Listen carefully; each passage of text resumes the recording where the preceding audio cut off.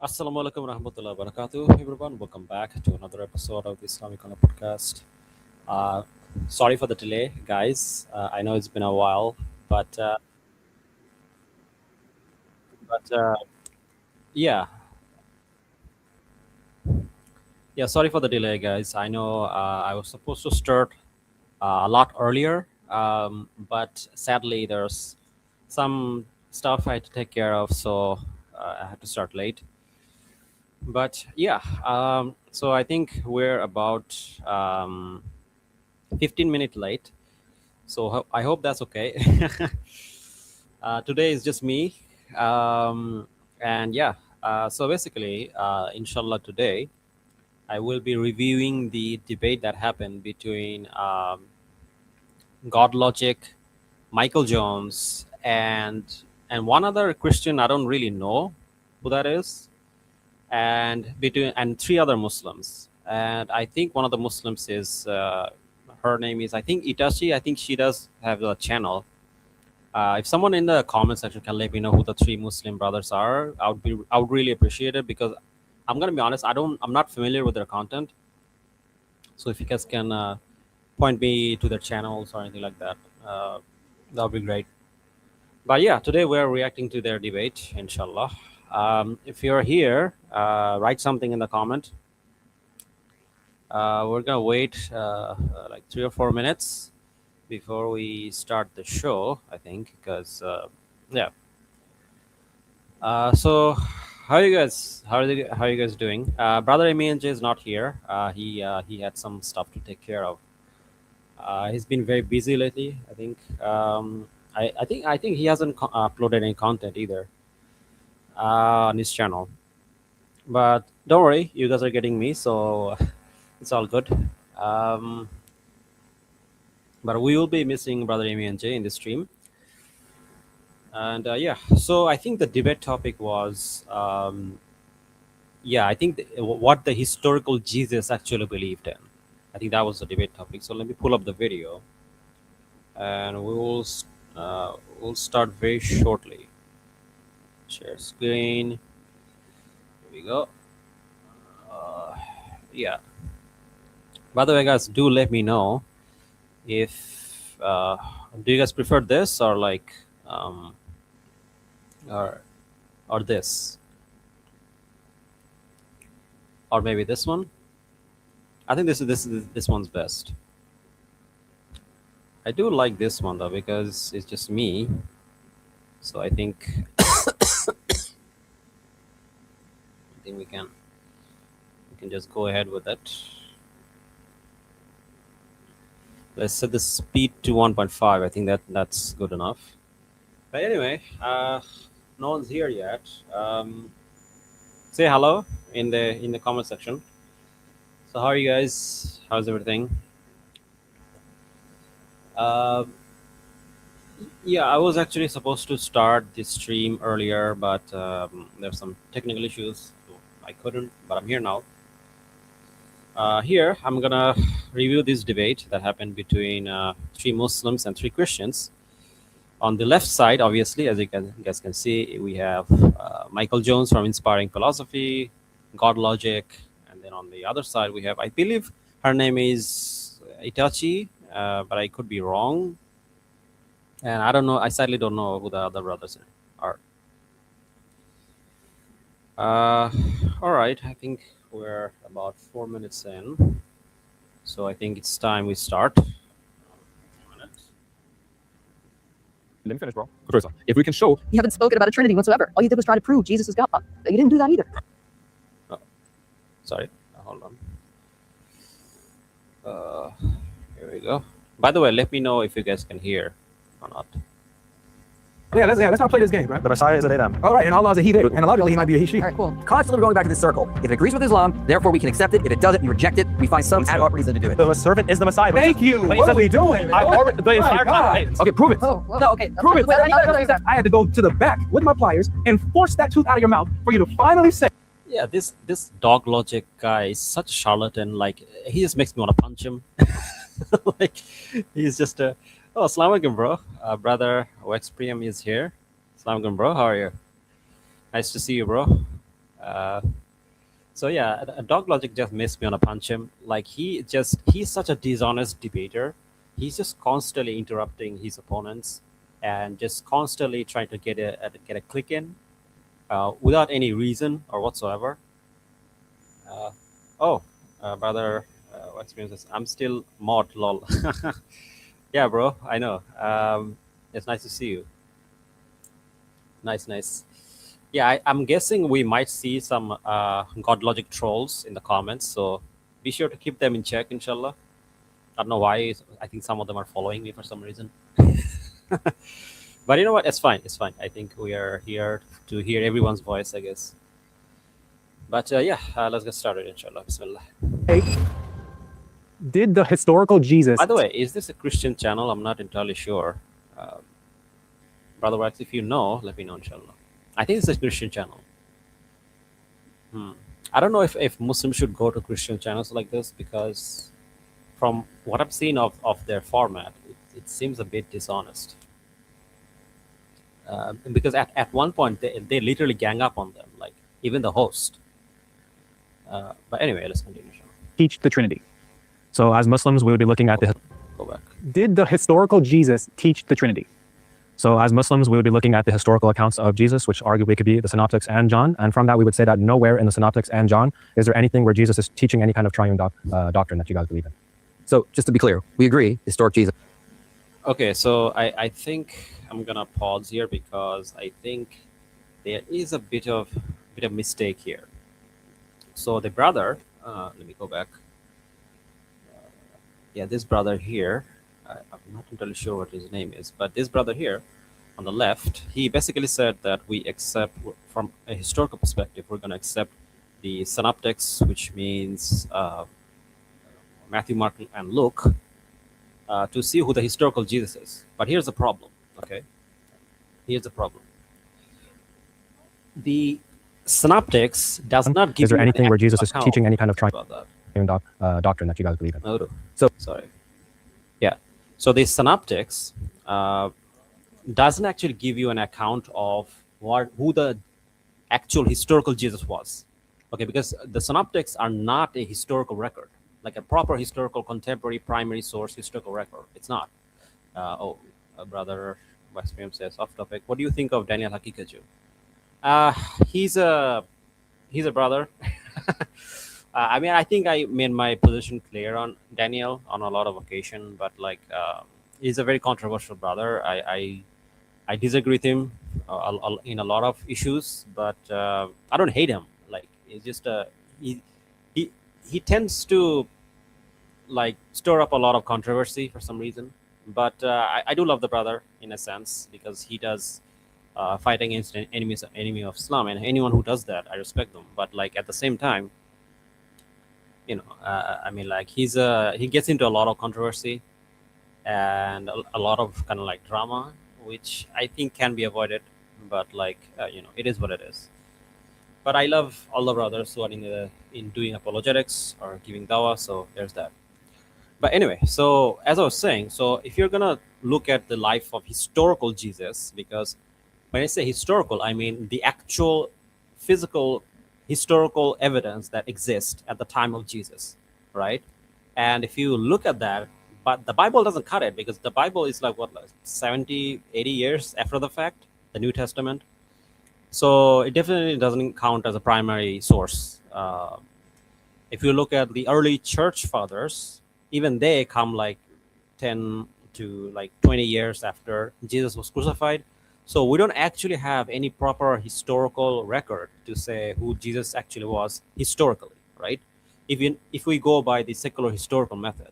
So I think it's a mistake to say that, you know, we can figure out who the historical Jesus was or what he believed in, because that's a topic. Like, did the historical Jesus believe in the Trinity, right?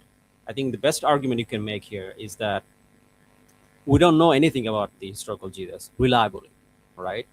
So, you know, so based on that, it logically follows that we can't say for certain what he believed or what he didn't believe, right? I think that would be the best position or the best argument you can make in this case, because like there's like, because the thing is, otherwise you just be conceding to their scriptures, and and Christians have like 1,000-year-old arguments to try to justify their false belief about the Trinity. They're gonna go to this verse or that verse, and just try to do a lot of kind of gotchas against you. So I think the best approach to take is just simply say the Bibles are not reliable historically. So we have no historically verifiable way to say what Jesus did or didn't believe. And because of that, any conclusion you come to regarding Jesus is unverifiable, right? So no, we cannot tell what the actual historical Jesus believed because there's no reliable evidence for it, right? Now, of course, from an Islamic perspective, of course, we believe Isa alayhi salam, he's a prophet of God. But if you're talking from like a secular proper historical perspective, then no, I don't think there is any like proper evidence for it.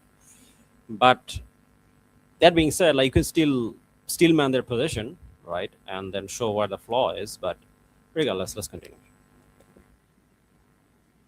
Just to be clear, we agree, historic Jesus. We're going to go to Okay. Yeah, here we go. the Gospels and to understand who that was. Yeah, just the Jesus quotation material. We're not granting that necessarily the disciples actually wrote the gospel. That's fine. Red letters. Red letters. Right. So we can agree that's what we're going to go to. Right. Sound good to you? That sounds excellent. That sounds excellent. That's what we were hoping. Yeah. So Yeah, see, I think this is a mistake. I think the way they argue, I think, is not the best way to approach. But I understand where they're coming from. They're trying to give a more kind of like historical approach to this discussion. But for me personally, I wouldn't have argued this. But let's see what they say later on. Yeah, specifically if it could be corroborated to him. So Oh, yeah. there are certain aspects like that we're not going to grant as it pertains to the red letter stuff. But we'll get to that when you guys get to those arguments. So would you agree that Jesus does teach there's one God? Of course, Yep. it says the Shema, yeah. Okay, so then you would also agree that he teaches the Father is God, right? Okay, good. So far fine. So then the question then becomes, he teaches there's one God, says the Father is God. Is there a place he teaches that he is God and that the Holy Spirit is God? Is really what we need to talk about. No, not necessarily, because you would also have to show that he's saying that they're co-equal, co-eternal. This is the doctrine of the Trinity, right? You're not subordinationists, you're not Arians, you're not this, you're not that. You guys hold to co-equal, Yeah, if you're going to argue about the Trinity, you have to show that the Father, Son, and the Holy Spirit is co-equal, co-eternal, and one in essence in terms of their Godhead. That's what you need to prove. None of this nonsense is in the Bible, by the way. eternal. So that would be what would be expected within the scripture, right? Which that's what we're arguing is not found. Okay. So let's start with the first thing. Does Jesus teach that he is God? you can give the argument, right? Yeah, Absolutely. We can rebuttal. So, I mean, there are several places where Jesus demonstrates that he is God. So, for example, in Mark chapter 2, he's By the way, every single reference he's going to use is going to be a misquotation. Every single one. Either a misquotation or just a straight up lie. Hold on, let me bring up something. Yeah, let's continue. says that he is the Lord of the Sabbath. Okay, we know from Exodus that Yahweh was the Lord of the Sabbath. Go back. In Mark chapter 2, he says that he is the Lord of the Sabbath. Okay, All right, so he brings up Mark chapter 2. Mark chapter 2. Let's go to Mark.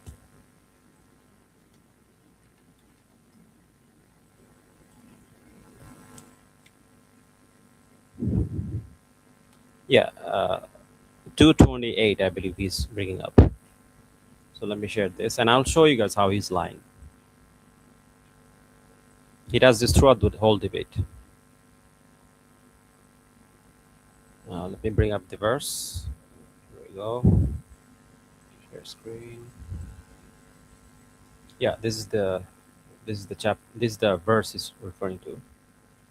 So basically, what happens here is that Jesus has a debate with the rabbis, right? So basically, what Jesus was doing is that he and his disciples were going around eating on the day of the Sabbath.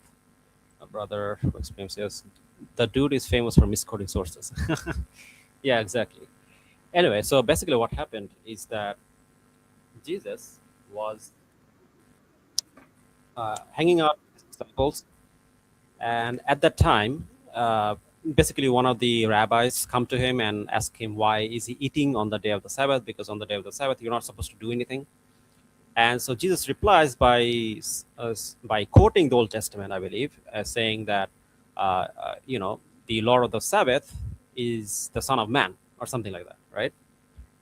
So here, you guys can clearly see, and I believe it's in number 28, 228, right? Yeah, 228. 228. Oh, where is it? Hold on. 7. Huh? 21, 27. Oh, there we go. So the Son of Man is the Lord of Sabbath. Son of Man is the Lord of Sabbath. So that's what he says. And and Michael Jones is claiming here he's talking about he's the same as the Father, because the Father is supposed to be the Lord of Sabbath, right? This is such a stupid interpretation, because on this context, if you understand the context, it becomes so obviously clear that here he's talking about both himself and his disciples. That doesn't mean that like they're like the literal Lord of Sabbath. It means that the Sabbath is for everyone. The Sabbath is made for mankind, right? So that's like his response. And I do believe this is also a passage in the Old Testament. Hold on a second. Man is the Lord of Sabbath.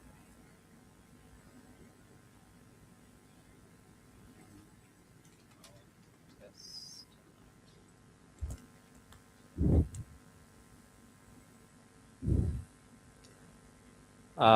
Yeah, no, sorry. It's not in Old Testament. But this is a famous saying. This is one of his famous saying. But anyway, so the point is that if you look at the context, it doesn't say anywhere that here Jesus is claiming that he's God or anything like that. If you look at the context, it becomes obviously clear that this is referring to the fact that uh, you know this is referring to the fact that on the day of Sabbath, so basically the Sabbath is something that was made for mankind. So it's not just something that's only reserved for God. And that was his point. But if we read further, it will become clear. One Sabbath, Jesus was walking through the grain field, and his disciples walked along. They began to pick some of the heads of the grains. The Pharisees said to him, "Look, why are they doing what is unlawful on the day of the Sabbath?"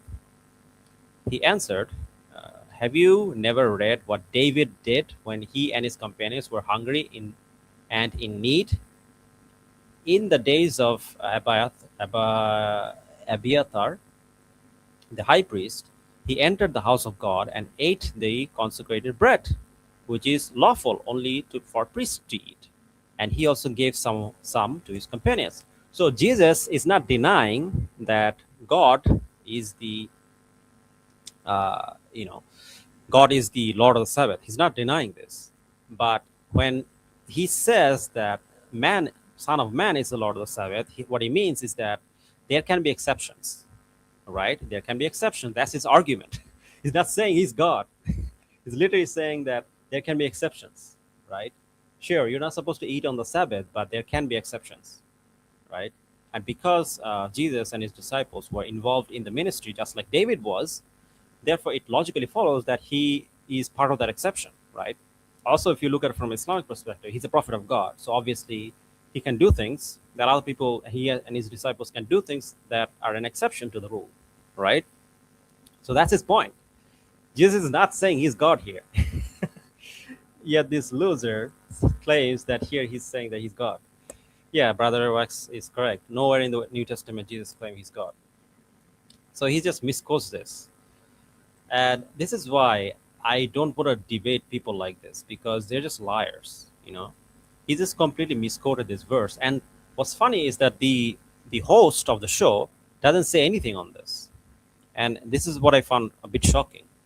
Because usually if the host is honest and you have a neutral platform, they would call them out on this, because they would look up these references. And they do this throughout the whole debate. They use misquotation all over the place. But let's continue. Is Yahweh. That is the earliest. gospel. In the synoptic material, we have him claiming a divine title called Lord, Lord, Kitty, Kitty. And as scholars like Robert Bowman Jr. have pointed out, that is a title only attributed to Yahweh in Greek texts from that time or prior. Throughout the Septuagint. So By the way, I already talked about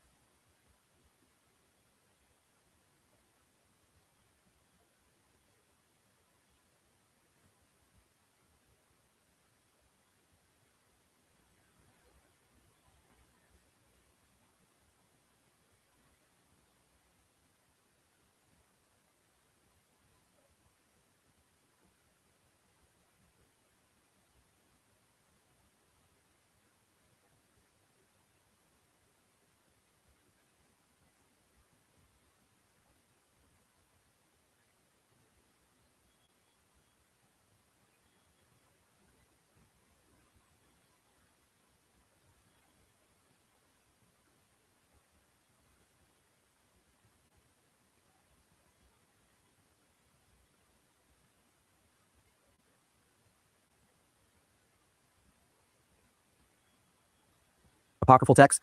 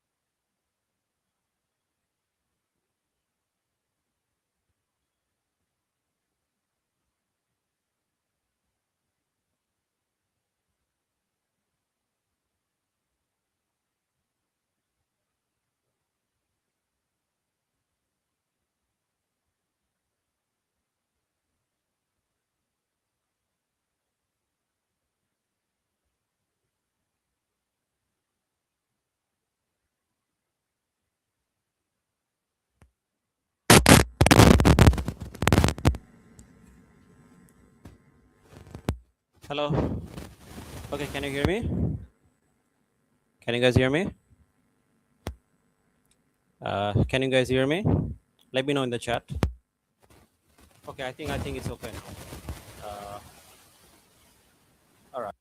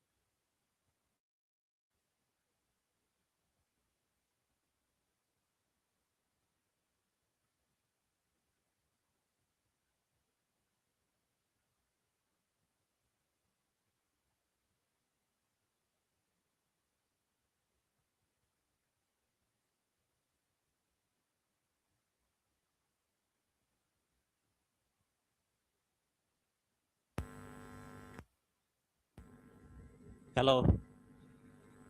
Hello. Hello. All right.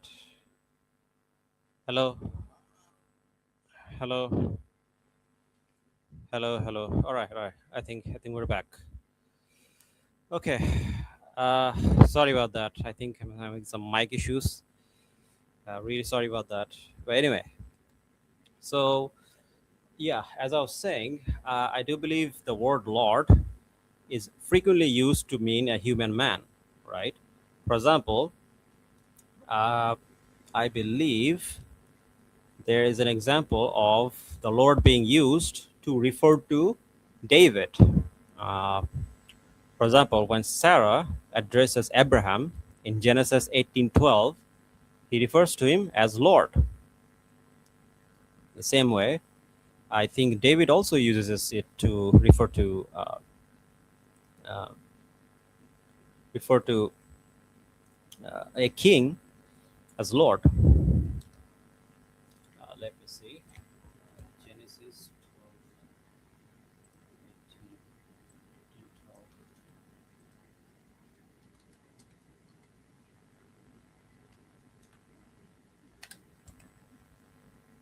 Yeah, Genesis 18:12. Let me share it.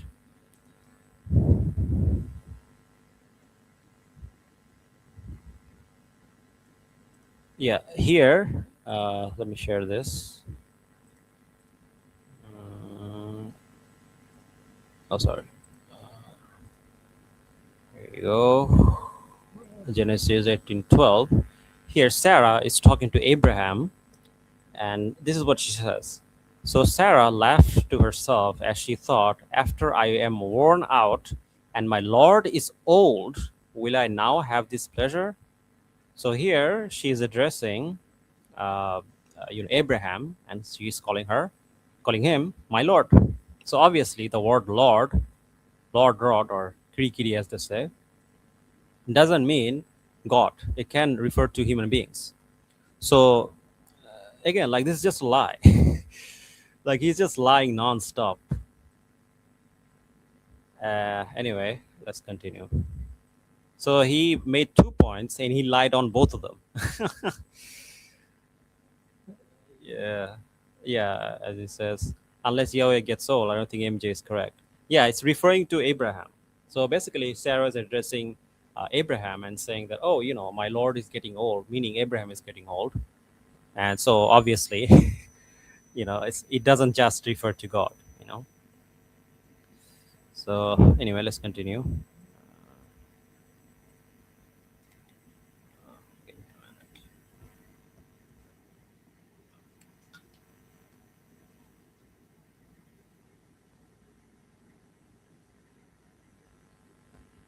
All right. Jesus claims that title for himself. And then, of course, in John, it opens by saying that he is God, and then he affirms that he is. Places like John 5, where he has the same abilities that the Father has, or John 8. Anything you want to add? You two want to add? Should we break it? That's a good way my points start. Yeah, maybe Places, start. okay. Yeah. I think Or John 8. Anything you want to add? You two want to John 5, where he has the same abilities that the Father has, or John 8. Anything you want to add? You two want to add? should we break it? That's a good way my points start. Yeah, maybe Places. By the way, there's nothing in John 8 that that shows that Jesus is God. But anyway, let's continue. start. Yeah. I think some just general responses. One would be when in Mark 2, when Jesus says that he's Lord over Sabbath, the Son of Man is Lord over Sabbath. We just would say, historically speaking, in the Palestinian first century context, he's referring to the Son of Man just generally refers to humanity. Because then we see in Mark 2, 23 to 27, he starts quoting halachic tradition, like in Mark 2, 27, when he says that that even man is made over, or the Sabbath is made for man, not man made for Sabbath. He's quoting Yom 85b and other texts that can be found. Also, like, if you just read the context of what's happening, obviously Jesus is having an argument with the rabbis, and he's using the examples from the Old Testament to describe that this has been done before. If this is really the case, that Jesus was God, why would he need to make that argument? Like, it doesn't make any sense. Right? You'd imagine for a God, he would need no justification, right? He could simply say, yeah, I'm God, like, I can do whatever I want. He didn't say that. He used the Old Testament to prove that this has happened before. There can be exceptions to the rule. So why shouldn't me and my disciples be able to do this, right? That was his argument. Like, these Christians didn't even understand what Jesus is saying. Brother Rextreme says, who are the people on the Muslim side? They look like kids. Yeah, I think they're like active on like Twitter. Sorry, not Twitter. Like active on like TikTok. I know that the sister on the right is active on YouTube, but I don't know the brothers. I think they're basically active on TikTok. I'm not exactly on TikTok, so I don't really know for sure. But I do know that the sister on the right is like is on YouTube. But anyway, let's continue.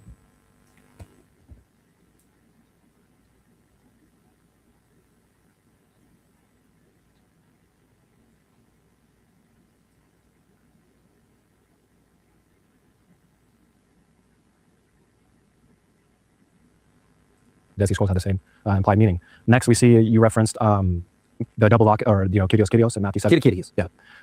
We just would say it's a double vocative. It's not actually saying it's Adonai Yahweh. You have to assert that Jesus actually elsewhere claims that he's first divine for the interpretation of that to actually be Adonai Yahweh. Otherwise, we would just say that he's just saying Lord, referring to himself as a human Lord. Again, like I don't Okay, know so let's start with the Mark entirely thing. sure, So but I think Mark 2. they're from Turkey. How does that open? It opens with the story of Jesus healing a paralyzed man. But Does he please identify don't himself correct as the me. Son of Man in Mark 2? Yeah, in Mark 2, he can identify himself as the Son of Man in places, but as a general reference to himself or humanity as a whole. Okay, so where does Jesus ever specifically say Son of Man refers to humanity as a whole? So I'm aware that the gospel authors use the Son of Man and reinterpret it to explicitly be about Jesus. However, we're arguing from a historical context. And in that historical context, the first century Palestinian or Aramaic language, as we see multiple scholars like Abel Taconic, So we have to still go to the Gospels to understand how but we're Jesus arguing is it from a historical aspect, not how the gospel author. By the way, how does referring yourself to as the Son of Man mean that you're God?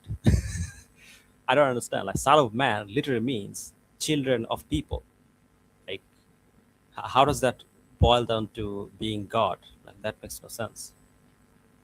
have now reinterpreted these sayings. Oh, how do you know that reinterpreted? Jesus? If we're going to be in reference, if we're going to be looking at that, then we'll be looking at the gospel. By the way, there is one reason, like all the arguments that the Christians will make throughout the whole debate here, there is one flaw that they constantly make, and that is that all these verses they use a particular fallacy. It's known as the ambiguous fallacy, right? Now let me see if I can show you guys this. Ambiguity fallacy. Sadly, I cannot use any kind of video on stream anymore, so I cannot show you guys this. But if you go to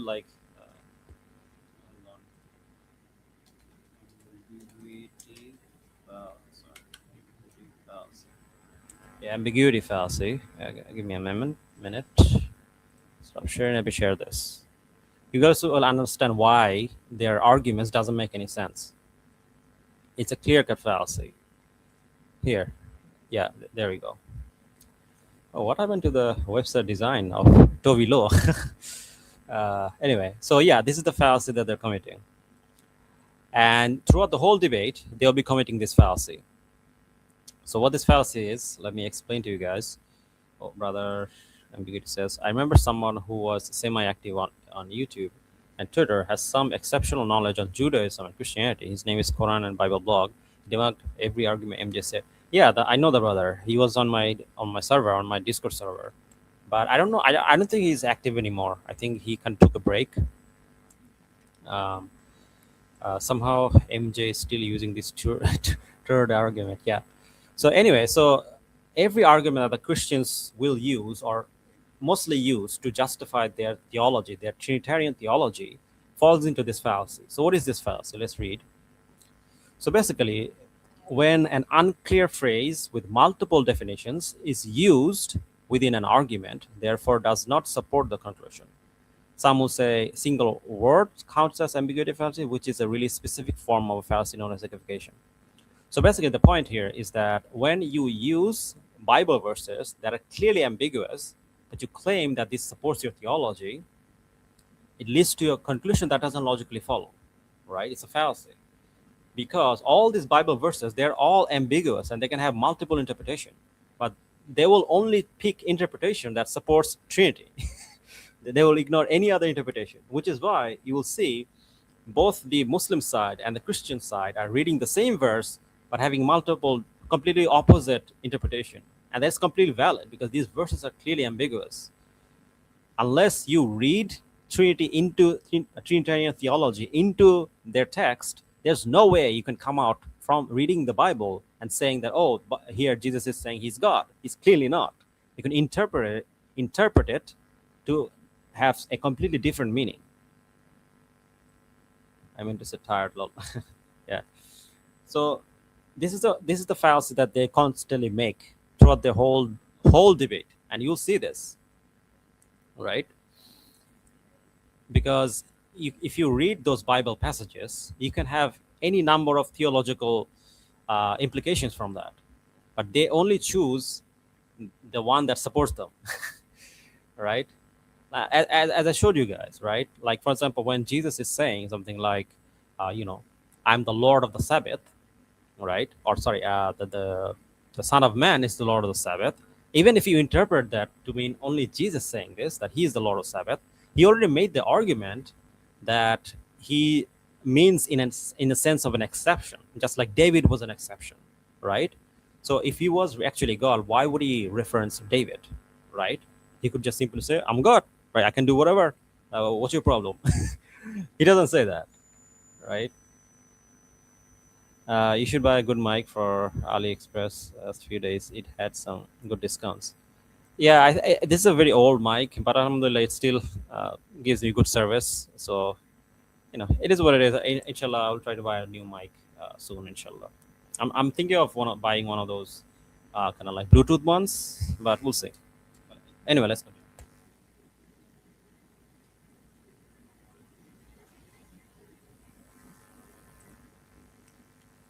Gospel source material. And No, how do you know they reinterpret it? Because everywhere when Jesus talks about the Son of Man, he's referring to himself. There's no explicit indication where he refers to the Son of Man as someone distinct from himself. I'll grant you, there are places where it's vague, but there are explicit places where Jesus talks about the Son of Man where it's clearly himself, like in Mark 2. Right, I don't deny that, and sometimes that the Son of Man can be in reference to himself. However, Okay, so again, Michael Jones is fucking lying. sorry, I shouldn't say the F word. I apologize. Yeah, so Michael Jones here, he's clearly lying. So let me show you guys how the word Son of Man can clearly refers to human beings. For example, if you read Numbers 23:19,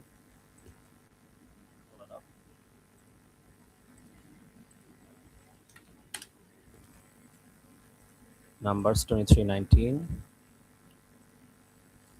Share it. There we go.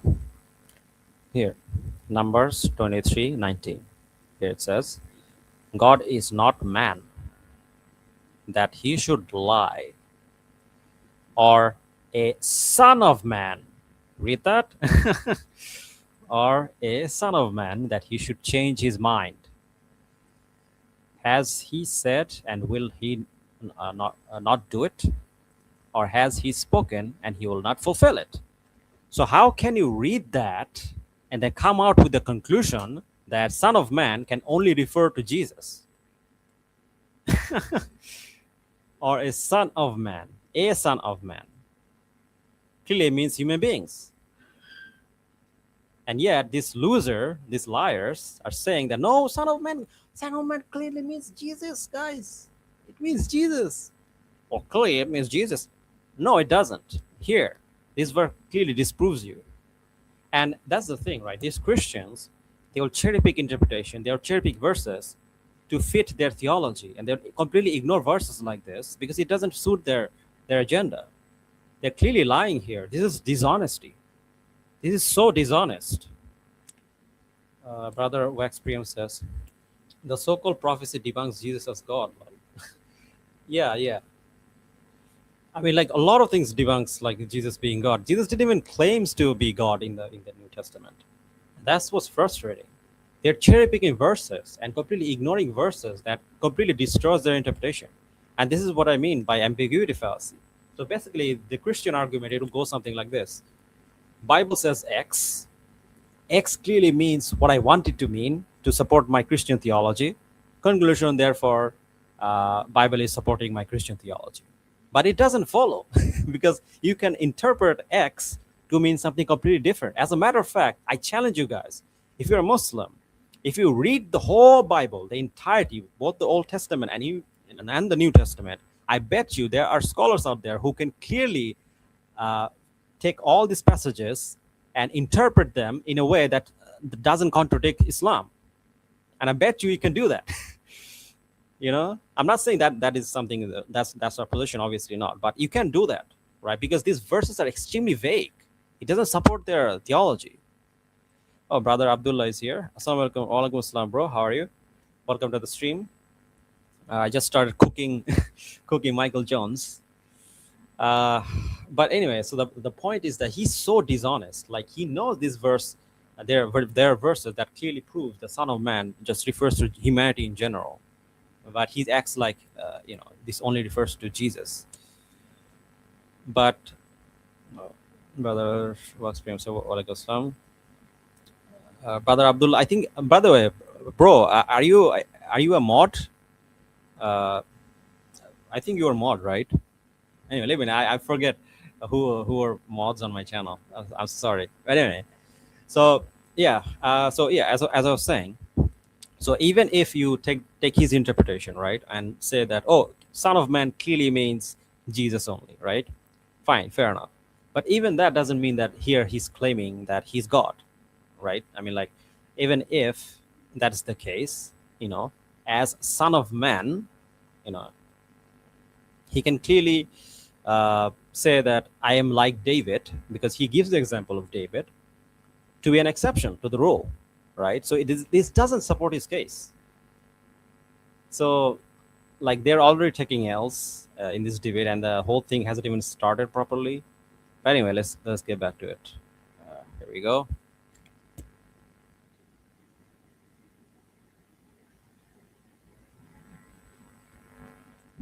We see that in Mark 2, the most plausible contextual reading would just be that it's in reference to humans, because he then literally starts quoting Jewish midrashic statements talking about how men are made over the Sabbath. So there's no reason for him to think that it's specifically Jesus alone, when he already tells us in Mark 23 to 27 that it's in reference to all humanity. So you said in Mark 2, Jesus does identify himself as the Son of Man. Where in the chapter does he show that context switches explicitly? I literally just explained. In Mark 23 to 27, he explains that the ruling on men being... Here, the context, hold on. Numbers 23:19.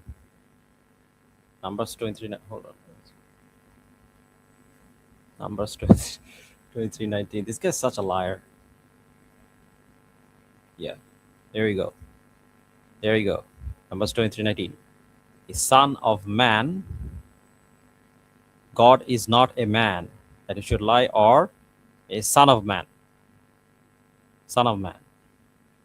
Meaning it's referring to humanity. And he just keeps lying about this throughout the whole debate.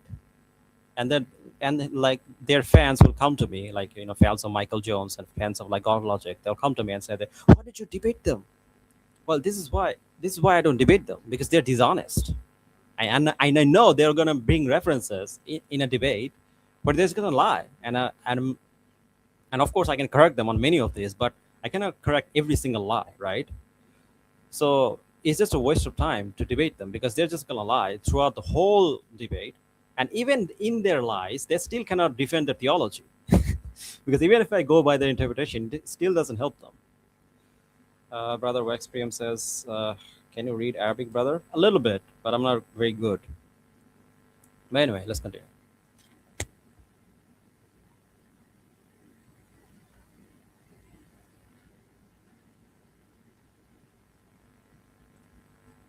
being over Sabbath is general to all of humanity. It doesn't say so. I gave the argument for why that is. I already gave an argument. So it doesn't say that man is over the Sabbath. He just says that the Sabbath was created for man to accommodate them, not that man is over the Sabbath, because man is subject to the Sabbath. They have to obey, they have to follow it. But he does say, distinguishing the Son of Man, he says, consequently, the Son of Man is Lord even of the Sabbath, which, as he pointed out earlier in the context, we see that Jesus explicitly refers to himself as the Son of Man. Where contextually do you get this idea that Jesus is now changing when he refers to the Son of Man? It's not himself now, but it's because he says it. He says it. Like, if you read, what is it? What verse was that? I just showed it. Hold on. Give me a minute.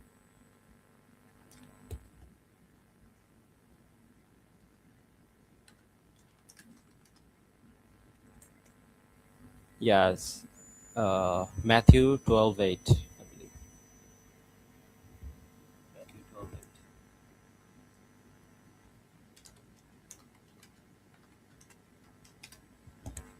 So they're lying, right? And they started the whole debate by lying. Like, this verse, Jesus himself makes it clear that he's referring to something like similar to David, where just like how David wasn't made to be an exception because he was allowed to eat on the Sabbath, so was him and his disciple. Here, hold on, let me share this. I just showed this, but I'm gonna share it every time they lie to show you guys how much of a liar these people are. Here. He answered, haven't you read what David did when he and his companions were hungry? He entered the house of God, and he and his companions ate the consecrated bread, which was not lawful for them to do, but only for the priest, right? And that's what happened. Like, these rabbis were questioning Jesus as to why he was eating on the day of the Sabbath. His response was that, well, so did David did the same thing. So why can't I do it? His response wasn't that I'm God, I can do whatever. His response was, well, David was an exception, so am I. And this is why it then logically follows for him to say that the Son of Man is the Lord of Sabbath, meaning that there can be exceptions to to the to the rules of the Lord be on the Sabbath. Read the books of Dr. Sami Amari. I'd recommend these books. Sure, inshallah, I'll check them out. Brother Abdullah says, did Jesus said, I and the Father are one priest, whom Jesus said in the church? Simon Peter, first Pope. They are named Father, Jesus, Pope, Abbas. He called themselves gods. Interesting. I didn't know that. But yeah, because the thing is that in the Old Testament, if you read the Old Testament, even the word God has different meanings, right? And this is the problem with the Bible. You can read the Bible, right? Like 10 different religions can read the Bible and come away with 10 different interpretations. That's how vague the Bible is, right? Because the biblical word have multiple meanings. Like you can even have an interpretation that's completely suitable for Islam, right? And this is a problem with the Bible. It's completely ambiguous. On top of it, there are verses in there that's clearly false and not reliable or made up, which makes the Bible both historically unreliable and theologically unreliable, right? Unless it matches the Quran, obviously. But yeah, anyway, the point is that they just continue to debate with them, argue with them on a completely misinterpretation or an interpretation that doesn't support their position, right? They're, again, using the ambiguity fallacy. But anyway, let's continue. And then these kind of like fans of GodLogic will come to me in the comment section and they'll say like, oh, why did you, if you're so brave, why didn't you debate him? And this is why. They're liars. Why would they debate like dishonest people? By the way, I'm not against debating GodLogic or like Michael Johnson or any other this kind of like Christians. But if you're going to say that, why are you not debating him? Like, I'm not against it. But my point is that I'm not interested in going out of my way to debate them because these people are liars. But anyway, let's continue. Everybody. Yeah, so like I said, when he's quoting in Mark 27 that even men or I don't know the exact verbatim quote, he's quoting Read it. Khalid. By the way, guys, if you haven't subscribed to the channel, definitely like the stream and subscribe to the channel, inshallah. Brother Abdullah says, so I think God-man still exists, a Pharaoh and Nimrod nations of them now. Satanic God-man. Oh, yeah. Yeah, of course. I think there's always been people with like God complex. Yeah, It's right here. It says, and Jesus was saying to them, the Sabbath was made for man and not man for the Sabbath. Right. So consequently, the Son of Man is Lord, even of the Sabbath. This quotation can also be found verbatim, found in Jewish midrashic statements and texts that predate Jesus, like the Dead Sea Scrolls. They have the same quotation and the same theology, and the theology entails that men are over Sabbath, as in they can do certain things like picking grain for emergency if they have to eat. And so that's why. Yeah, exactly. And Jesus himself says this. He quotes David. All right. If Jesus claimed to be God, why is he quoting David? And like I said, in the historical context of the first century Palestinian Aramaic speaker, Son of Man, body nosh, can also just mean humanity. So we have no reason to explicitly be taking this as only Jesus. And that's the problem that we're having here. Because remember, we talked about the historical Jesus and you guys appealed to the Synoptic Gospels and John. And so when But we didn't go to its authors, though. So we're very serious with what we're saying. the Synoptic Gospels. No. Yeah, insofar as the red letters, it was insofar as red letters. That's my point, sir. But from a historical aspect, or from a historical aspect. By the way, this is also a straw man. He's just straw manning their position. They're not saying that they accept this as historical record. They're saying that, let us just steel man your position. I think that would be the best argument to present here, right? We obviously do not like accept your books as historical records to know what the actual history was at the time, but we can still steel man your position and use your evidence to show that it doesn't even support your conclusion, right? Brother Abdullah says Jesus preached evangelism, not 4 gospels. Yeah, exactly. But anyway, let's continue.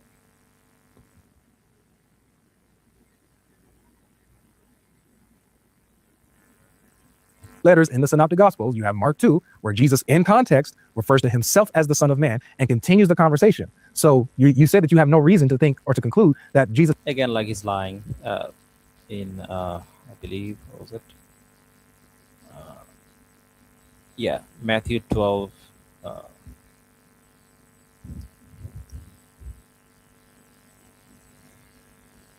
wait, hold on.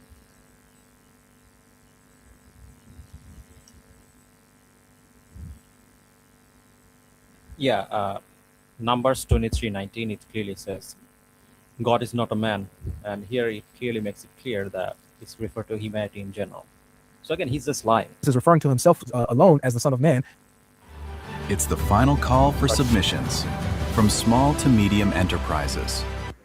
Being Lord over the Sabbath, but you do contextually, that's what he's talking So I want to be very clear. When we're saying that we're granting the gospel material, we're talking about the Jesus material from a historical aspect. That's why I made it very clear. We're not saying that the disciples actually wrote the gospels, because we're viewing the gospels from a historical standpoint. And if we're viewing it from a historical standpoint, then the argument would show that the Son of Man here is not in reference to Jesus alone, especially because historically speaking, the earliest gospel material never had Son of Man in reference. Do you And I know agree, I do that. do you agree that the Gospel of Mark identifies Jesus as the Son of Man? We never are arguing anything about what the authors of the text view. I don't even care what the author of Mark views Jesus as, because that's not anything to do with the discussion. would agree of today. You agree the author of Mark 2 has Jesus. It has nothing to do with it. Has nothing to do with Listen to what he's saying. You agree that Mark 2, in the whole chapter, Jesus explicitly identifies himself in the Son of Man when he's healing the paralyzed man. I'm saying, and Again, that doesn't mean Jesus is God. Like, even if I accept that, like, how does that prove your point? Literally. No, that's very relevant. No, it's not, because the whole point is that we're talking about the historic Jesus, not the interpretation of the historic Jesus as it pertains to Mark, Matthew, Luke, and John. How do you know who the historical Jesus is? Just but before we continue, you already agreed that fine, we'll go with the right letters. Remember, That's what you're quoting. He's asking, but quick. You said we'll go to that, and then he clarified there's going to be in reference to the historical things that can be predated back to Christ, right? By the way, did you guys notice how the moment they're losing the conversation, they shift the topic to, like, how do you accept what's historical reliable or not? Because they clearly got refuted on this. They got refuted, so they can't handle it. So they have to change the topic of conversation. So when you reference back the synoptics in general, and you say, hey, what do we need to know about Christ? He's sort of like pedaling back onto that standard. No, I'm going on what Jesus explicitly said about himself, which you agree. If you don't think he actually identified himself as the Son of Man, why are you appealing to Mark where Jesus identifies himself as the Son of Man? Yeah, Jesus is a son of man in the sense that he's part of humanity. That's what he's saying. Like, that doesn't help a case. Man, there. We're not Pluto, so you guys put it back. Okay, so I'm lost. So we go back to the question. Yeah. Where do we get the historical Jesus from? Yeah, right. Again, like, why is he repeating this? They already explained this. Yeah, we can get relevant data from the Bible over the historical Jesus, but there's also other gospel material that's going to have as well. Like I know IP is familiar with the Current Gospel of Thomas, also having Q quotes and the consensus of scholarship. In It's the 2nd century best. well, the consensus of scholarship holds that it has pre-synoptic. Like, again, like, personally, I would not make this argument. I would say that the Bible is not historically reliable. Therefore, any conclusion you come away with the Bible would be fallacious because it's not historically reliable. So there's no historical way to tell who Jesus was or what he believed in. Obviously, from a theological perspective, as Muslims, we can interpret the Bible in the light of Quran, in the light of Holy Quran, but, like, you can do that from a secular historical perspective, because we don't know who the authors are. It comes like years after Jesus died, and it's from unknown authors, so it's clearly not reliable. But if you are to argue, we can still be in a position and show where the flaw is in your position. The second problem is that you're committing the ambiguity fallacy, right? You can read any of the Bible passages, and 10 different people can read the same Bible passage, come up with 10 different interpretations. So, and this is why you cannot conclusively say that this is what Bible means and this is what it doesn't mean, right? So it's just a fallacy. But anyways.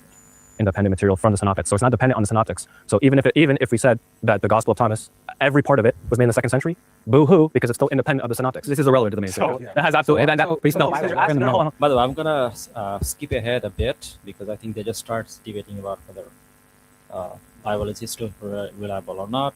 Sorry, no, they actually started debating about how do you know anything about Jesus and whatnot. Or he is actually Yahweh. So there's a fourth Or option. agent. Can I give you the difference in Jewish monotheism in the 1st century? The legal status, the status of a sender, is the same as an agent. But the sender, the agent, the can never claim to be the king, as he knows. He never claim to be Yahweh. He has the same exact status of it. For example, well, I'm quoting you actual reference. This is found in like Nadarim 72b. These are I don't care about that. the thing is, They're just debating about. so I'm saying in comparison with a historical argument on how we would compare this with Jesus, we would look at it from a 1st century Jewish lens, that Jesus is just an agent because he has the same legal authority as Yahweh while not actually being Yahweh. Can we get back to that point, though? Does the servant claim to be the king or David? No, they don't. But they Okay, don't need this to. is irrelevant. Yeah. Oh my, no. They don't need to. Because here's the symmetry breaker. The symmetry breaker is Jesus does. And so if, let me ask Okay, you, but now what they're doing is you're just hold on. If an agent claimed to be, like let's say for these servants, if they claimed to be the king, would they be wrong? yeah, they would not be wrong because the same way where Moses claims to be Elohim does from a first century Jewish lens All right, let's go back. I think there's something here. represents David, right? So they're Right, they represent David. form. Huh? Wait, the word for servants. Refers to them as one, but then Right. after that, then refers to them as plural servants. So while accepting they're multiple people, whenever they're speaking on the behalf of David, she only calls them one person. Okay. Now, whenever she's speaking, or when she's performing, yes, that's why they use this is why they use a singular in the Hebrew. I just gave you, okay, so then, Brother Abdullah says, do mention of keys by Jesus pair from certain trouble.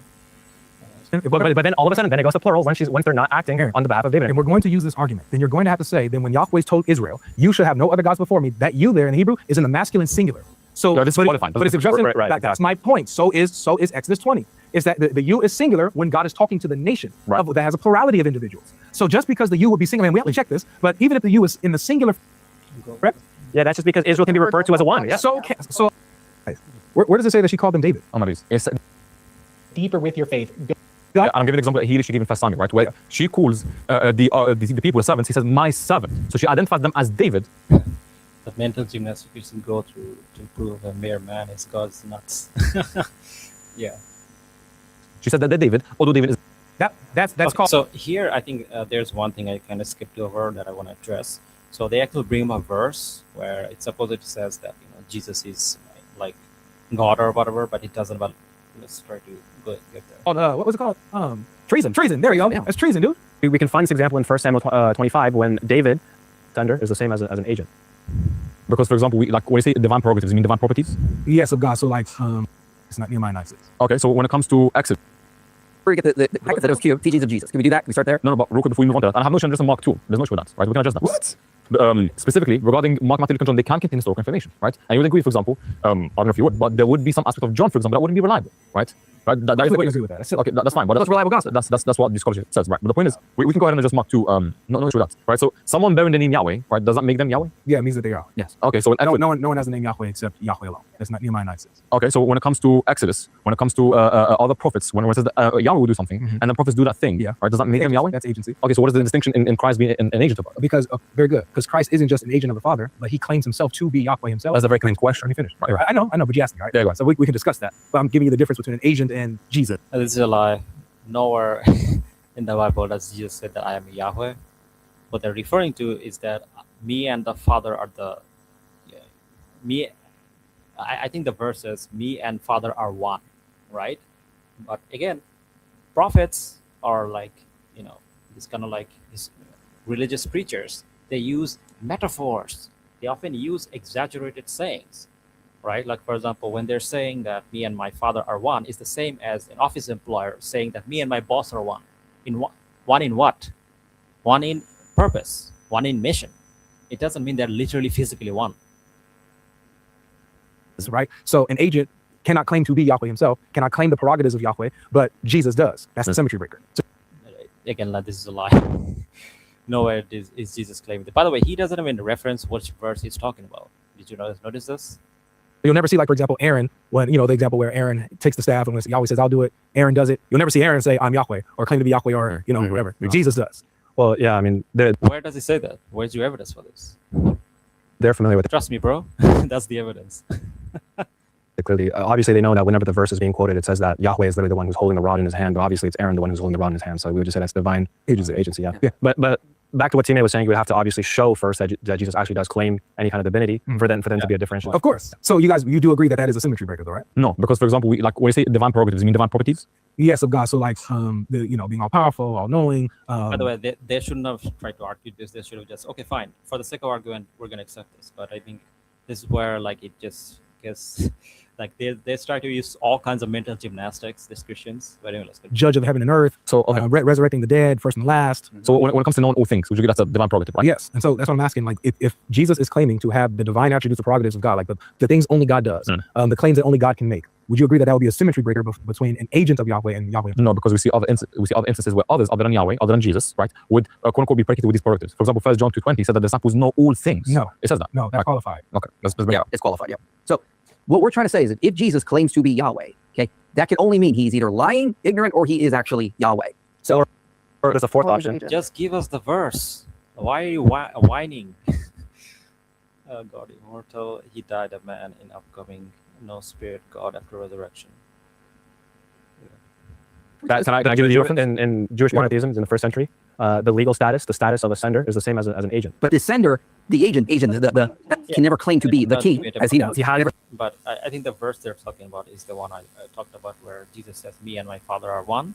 But again, Jesus here is referring to him and his Father in the sense that they're one in mission, right? They have the same mission, but they're not saying they're literally physically one. And we know that because, in a clear verse, Jesus says that the knowledge of the hour is only with the Father. Hold on. Where's that?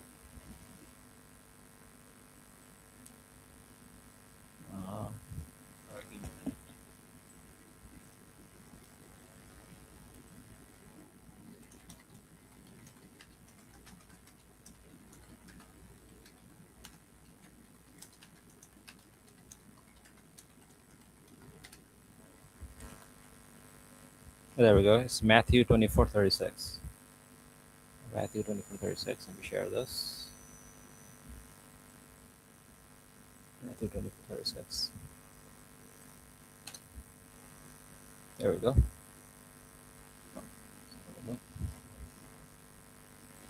Yeah.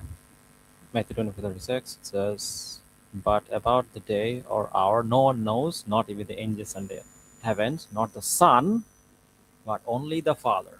Again, like if Jesus was the one and the same with God, then why is he saying this? Right? It makes no sense. Even after reading verses like this, these losers, these liars will claim that Jesus and the Father is the same. Then how do you explain this? I mean, like, this is so, again, like, as I said, like these Christian apologists, they don't actually care about the truth. They mostly just want to,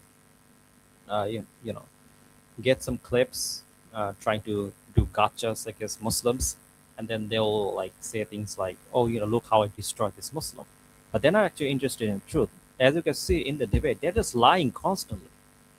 They're just being dishonest. This is what they do. And they will completely ignore verses like this that completely destroys their position.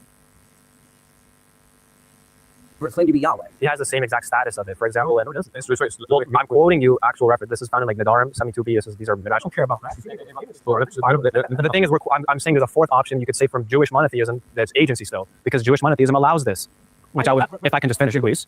And we can find this example in 1 Samuel 25 when David wants to go marry Abigail, and so he sends his servants, and then the servant. By the way, I think a little bit of critique to the brother who's saying this. I think you should have just let them make their argument, and that would be much easier. Because the thing is that when Christians they watch this, they'll think that, oh, they're trying to avoid this question or this argument, right? Because in a debate, how you look matters very much, right? So I think they should have just said, okay, fine, like just make your argument and then destroy them from there. But because like they're not even letting them make their arguments, it's kind of looking like they don't want to address this point. But I think they should have just let them make their argument. But anyways. Go to Abigail, and Abigail prostrates and speaks in the singular in the Hebrew, as if you're speaking to David, but you're speaking to the servants. Because the servants have been sent by David, so they have the exact same status as David, while not actually being him. Do the servants claim to be David?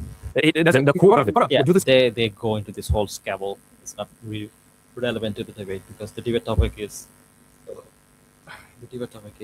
did the historical Jesus claim to be God?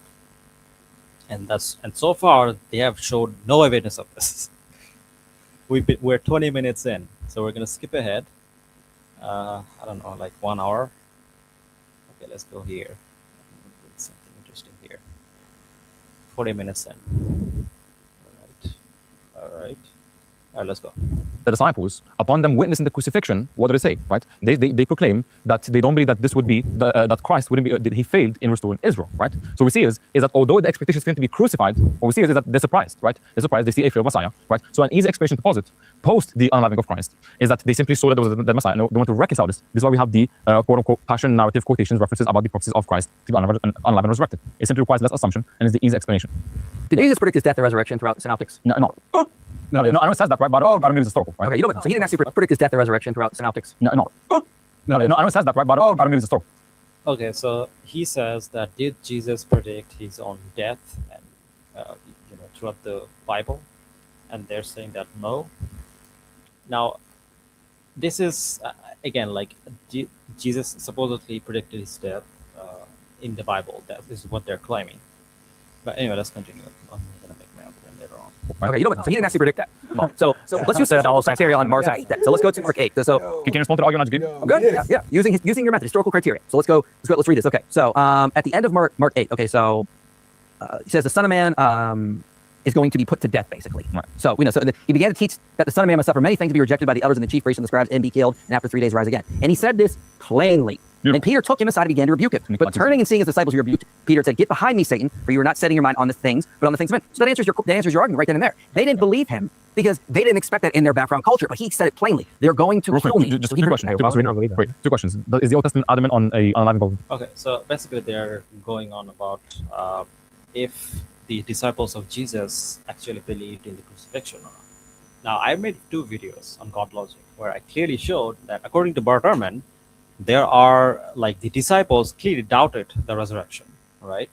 And you guys can check out my video on that. I have like explicit references from that. But there are clear verses where the disciples clearly doubted the resurrection of Jesus, right? Let me show you guys those verses.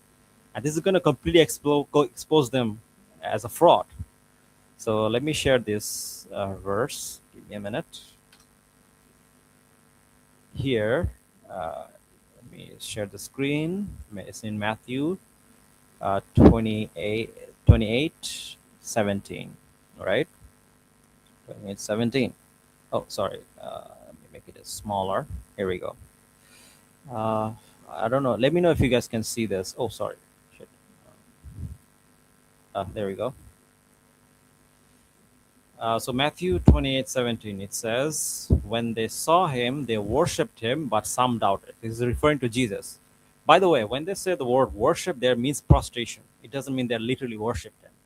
Like, so basically, in order to understand this, the word here is procrastinate something. The word is also used to refer to David. David, when he sees a king, he also prostrates. So in ancient times, especially Jews, would prostrate to show respect and extreme reverence for someone. This doesn't mean they actually like is worshiping them. That's not what this means, right? So when they're saying they worshipped him, it's referring to the prostration. And I'm gonna make this clear, because if you go to like the word for word translation,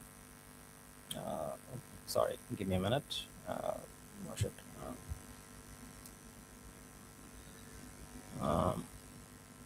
Matthew 28:17. Give me a minute. 17. If you go to the word for word translation, you'll see this. Bible Hub. Here we go. Matthew 28:17. Let me share. Hold on. Give me a minute. All right. Let me share this. Matthew 28:17. When they saw him, they worshipped him. The Greek word is prokrasnion, from pros and proverb derived of kun, to fawn, crouch, to, i.e., prostrate oneself in homage. So they're prostrating in respect. This doesn't mean they're actually worshiping him. So the translation is incorrect, right? And the funny thing is, David also did the same thing towards a man, a human being, a god. Sorry, what do you call it? A king. Doesn't mean that this David believed this king was God. Of course not. because this is also an argument that some Christians make. Here, 1 Samuel 24:8, the David went out to the cave, called out to Saul, my Lord. By the way, here you can see he's calling the king Lord, right? When Saul looked behind, David bowed down and prostrated himself. So here it makes it clear. So at that time, in the biblical times, bowing down simply referred to respect. It's a form of showing respect, right? This doesn't mean that they're actually worshiping that thing. Because here clearly David believes in one God. He doesn't believe this king is God, right? But anyway, Brother Abdullah says Yahweh is Son of God. Psalms 82:1. Interesting. As is Baal. But anyway, so the point is that that verse is actually not saying that they're worshiping him. But anyway, let's get back to it. But here the point is that the disciples of Jesus doubted that Jesus actually resurrected, even after seeing this. All right, give me a second.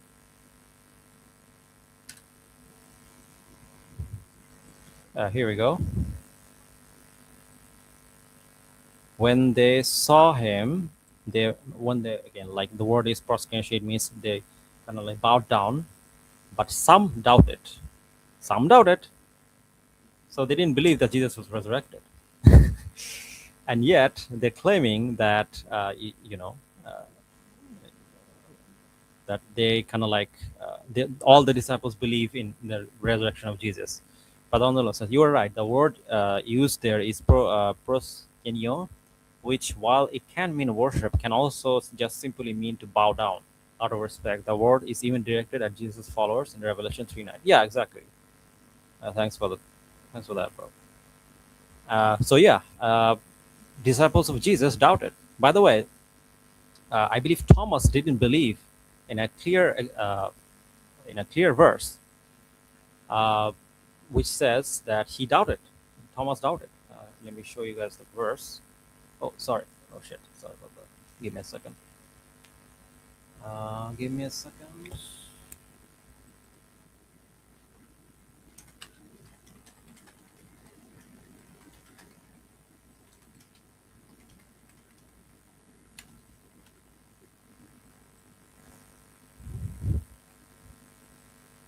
For example, if you read John 24-29, sorry, 24-29.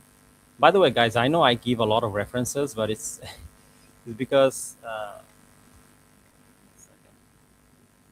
24-29. John 24. Sorry, 20, 24, 29. 24-29. Here we go. So Thomas didn't believe that Jesus was resurrected.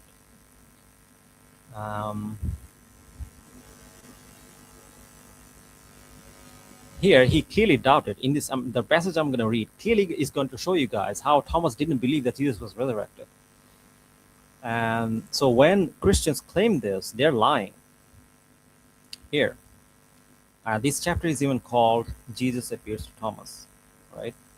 John 24-29. Now Thomas, also known as Didymus, one of the 12, he was one of the 12 disciples, right? He was a 12th disciple. One of the 12 was not with the disciples when Jesus came.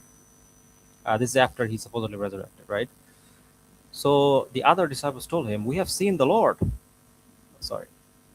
But he said to them, unless I see the nail marks in his hands and put my finger where the nails were and put my hand into his side, I will not believe.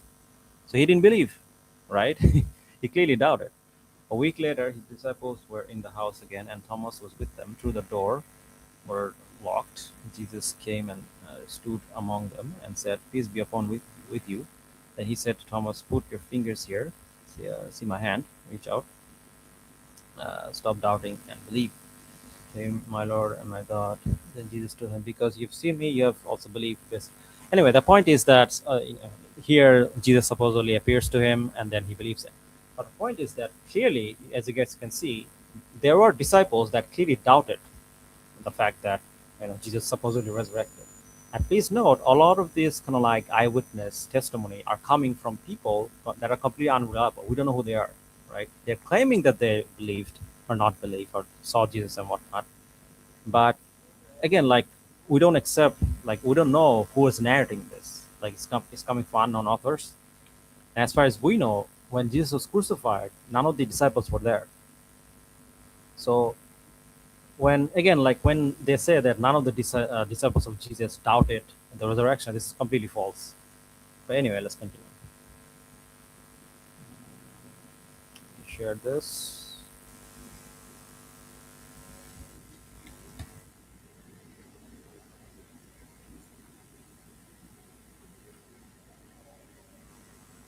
The Messiah? Yeah, okay. Real quick? Yeah. Beautiful. It's clear, right? Beautiful. Is the New Testament clear about the Messiah is going to be unlike? Is that clear? Yeah. Beautiful. So when it comes to the disciples, if it is clear to them, and again, you bringing us this example of explaining away how they wouldn't be surprised, or they would be surprised, sorry, is relevant because that's the very thing in question. The expectation is that they wouldn't be surprised. Why? Because according to you, the Old Testament and New Testament teaches that it's going to happen, Yeah, right? Yeah, like why did they doubt? And this is my point, right? So here, these verses clearly show that many of the disciples of Jesus doubted it, that he was resurrected. But why would they do that if Jesus kind of already predicted that he's going to die, right? It doesn't make any sense. It's a clear contradiction. There's a clear contradiction. It doesn't make any sense. And the brother is actually right to point this out. This is definitely a contradiction. It doesn't make any sense. As you guys saw, both in Matthew 28:17 and in the case of Thomas, they didn't believe that Jesus was resurrected.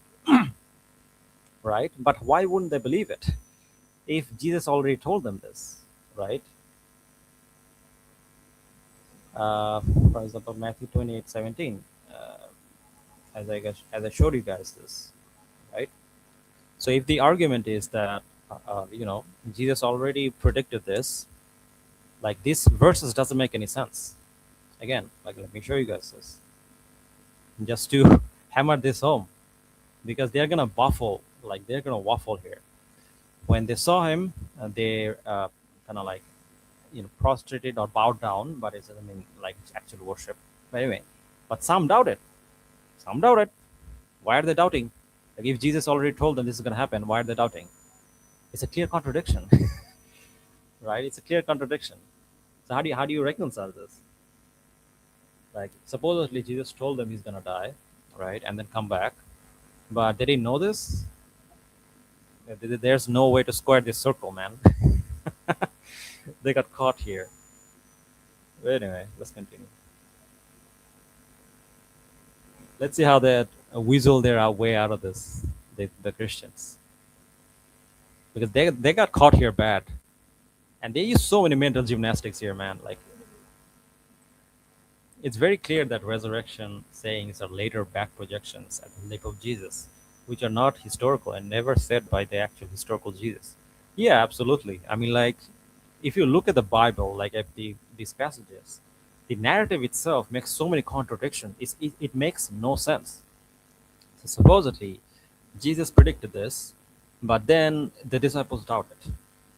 Then you also have cases where, like even when like they have to make Jesus appear to like these disciples to make them believe. Right? It just makes no sense. Anyway, let's continue. Let's see how they weasel their way out of this.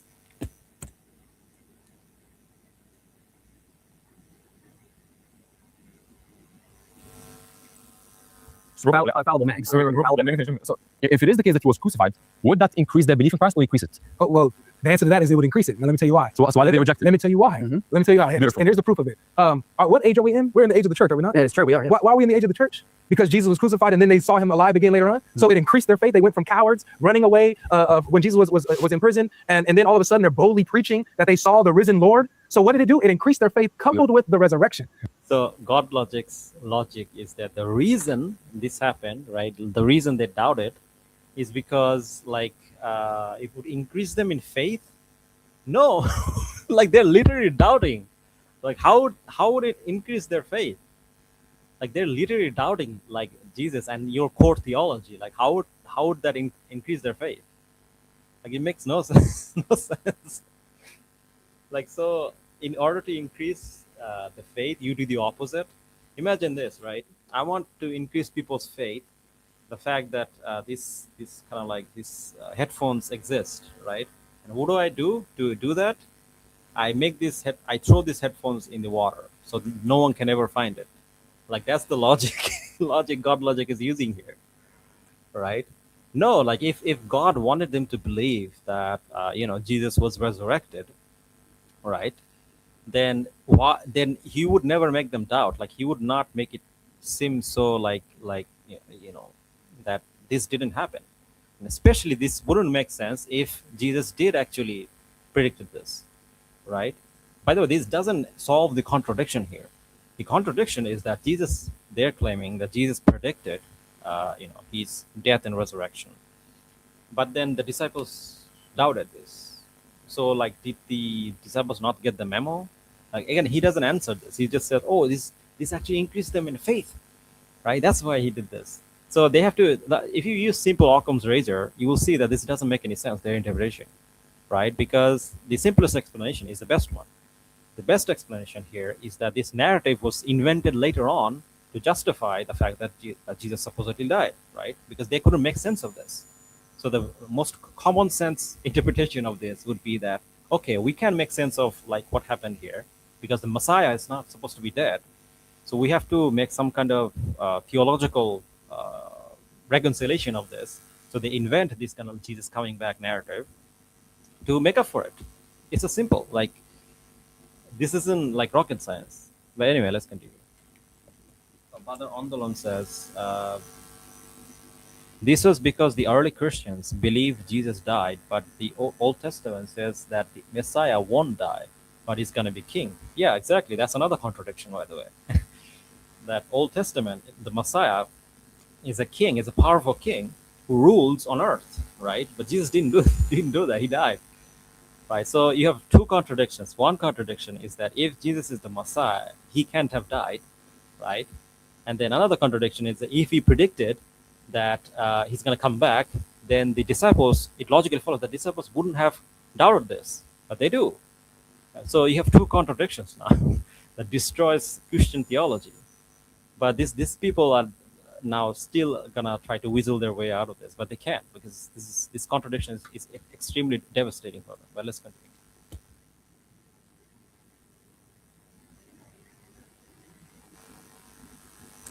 Right. Beautiful. And so now I'm gonna let you continue, but I wanted to touch on this because you guys are talking about post and after. Now it seems arbitrary talking about after resurrection, like you guys just don't take that. I'm taking why it's It's very convenient, but this is post resurrection. Before the resurrection, this is John chapter 2, where it says, just his point. well, just real quick. I promise I'll give it over. This is right. This is ain't even long. It says John chapter 2 verse 23. Now when he was in Jerusalem at the Passover feast, many believed. Brother Ondolon says this is how Islam fixes Christianity because Islam says that Jesus didn't die and he's going to come back and rule on earth. Yeah, exactly. Like if you take the Islamic approach, it actually makes sense. It reconciles the problem. But like the Christian theology only makes contradictions worse. In his name when they saw the signs that he was doing. But Jesus, we know it's true too because like it makes sense because the thing is that why on earth would God allow his prophet to die like this before he has a chance to kind of like finish his very important mission? Because remember, Jesus will come back, and when he comes back, he will rule on earth, right? He will destroy the Dajjal, right?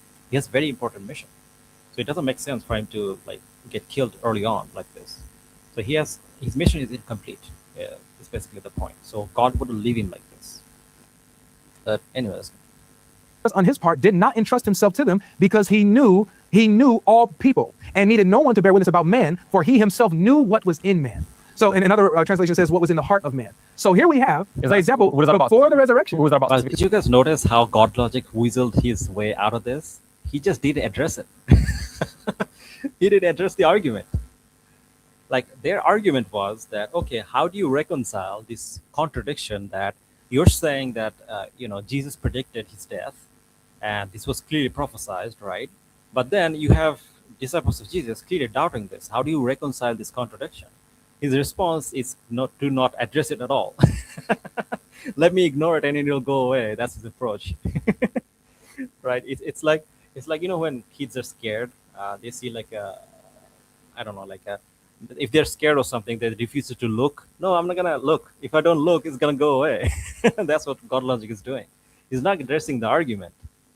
He's now going to a different verse, by the way, which this verse also doesn't help him. So basically, the verse is quoting. Let me go back a little bit. Now, when he was in Jerusalem at the Passover, many believed in his name when they saw the signs that he was doing, but Jesus, on his part, did not entrust himself to them. Saw the signs that he was doing. John But Jesus, on his part, did not 25. entrust himself to them because he knew Because he knew all the people and needed no one to bear witness about man, for he himself knew what was in the heart of man, what was in man. So this is the reference is John 2:23-25. Like, how does this prove that Jesus is God? Because basically what the verse is saying is that Jesus, although there are many people that claim to have believed in him, he didn't trust everyone, right? Because he understood the people of his time. Like, how does it prove that he's God? Like, it makes no sense.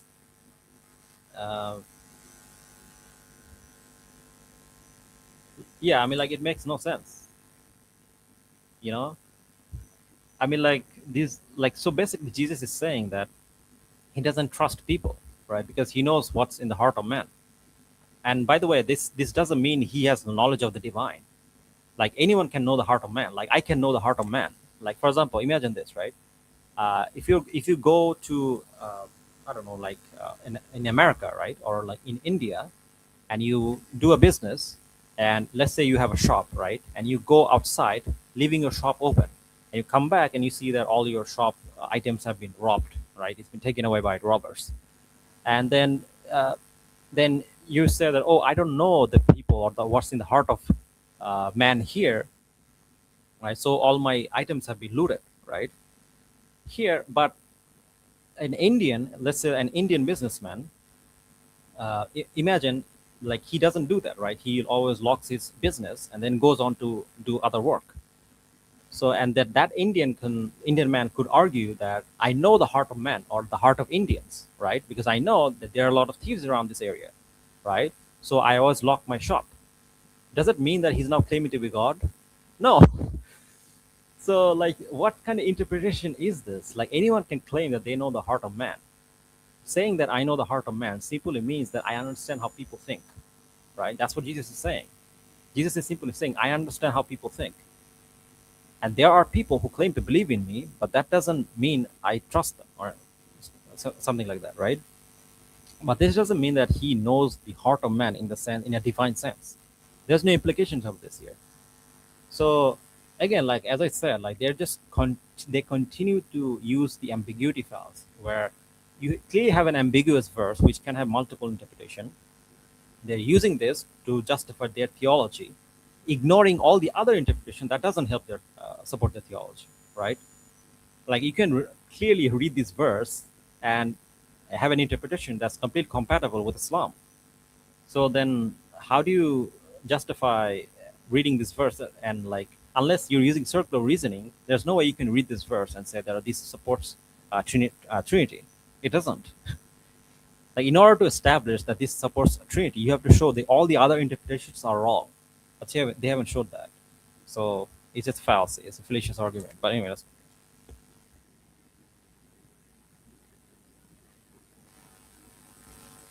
he knew all people and needed no one to bear witness about man, for he himself knew what was in man. So in another translation says what was in the heart of man. So here we have the example before the resurrection. Who is that about specifically? It's about Jesus. No, no. So Who? this is about Who's he Jesus. addressing? Huh? Who is about? Knows the man. It's about Jesus. No, but the problem is that this isn't Jesus speaking. This is somebody else Neither- about him. No, Neither- who's the man that he knows the hearts of? Please, Who's the audience? Men, mankind, human beings. Okay, so It says human beings. so the context isn't about specific. It says human beings. Okay, Okay. So let me finish. Go ahead, finish. So number one, even in the example I gave you, it was Peter who said that you know all things But it's in regards not to his the heart. conversation he's having with Exactly. Jesus. So wasn't Jesus It's say that the about conversation with Jesus. But notice, none of this is But the about. whole point. Can I finish what I'm saying? That was the whole point. I thought you can I finish what I'm Yeah, you can finish, but the whole point is a discussion, as he said from the beginning. It was red. You're like to interrupt? So is this? yeah. So, and now he's like interrupting. Brother says this argument can be easily refuted. We actually see similar stuff in Old Testament. Prophet Elijah in 2 Kings 6:8-12 literally knows the thought of the foreign kings who was at war with Israel, Interesting. Actually, you know what? Let me look that up. Uh, 2 Kings 6.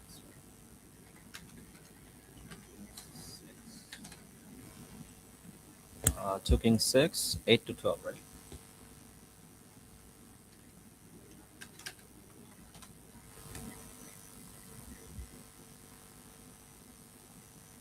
Okay, let me share this. Yeah, hold on.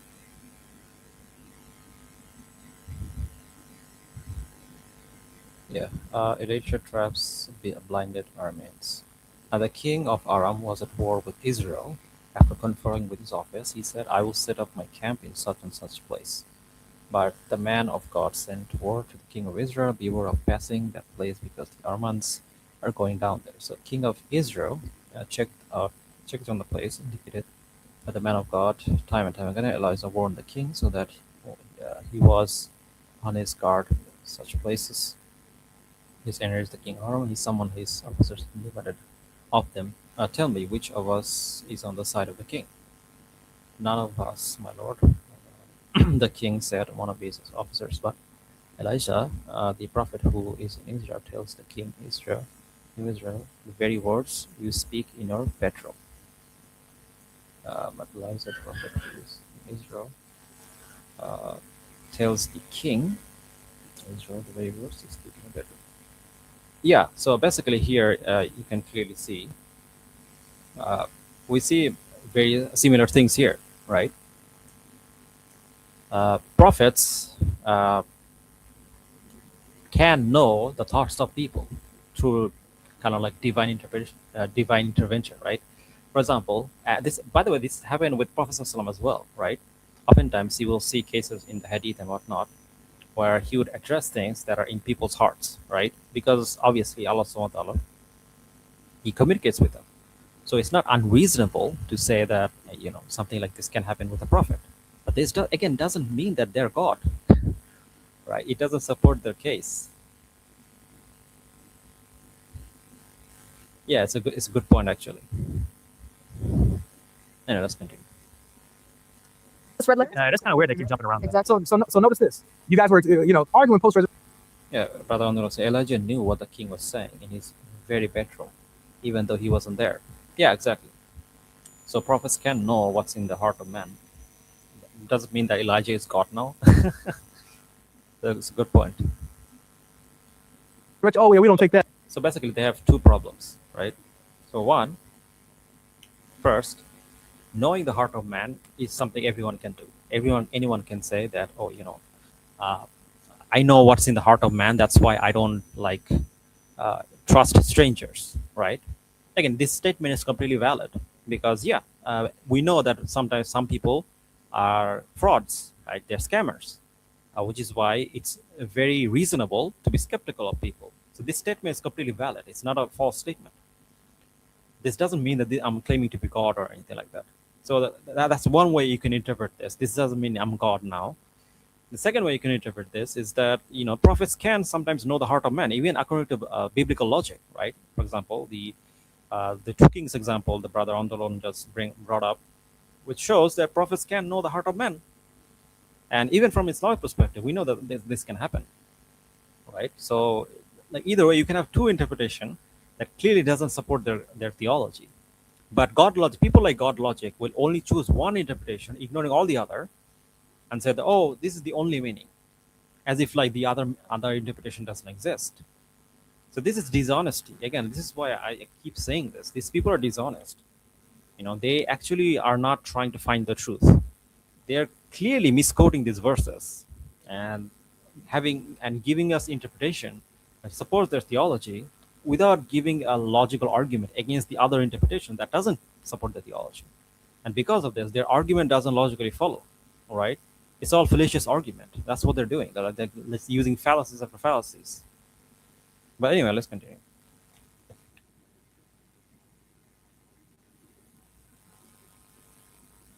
conveniently enough. That's not- I noticed now it's, Jesus isn't saying this in John 2. We've been arguing This is why talking about him. But it was the apostles in John, because you went to John 16 Right. and appealed to the apostles talking about Jesus saying he knows all things. So it wasn't us, it was him. So when he did this, we went along with his criteria, with his consistency, and we're showing where the apostles and others are saying Jesus knows all things, even knowing the hearts of man. So if this is not, if you guys can't take this, then By the way, Aki, Abdullah, I don't think we should like use insults for them.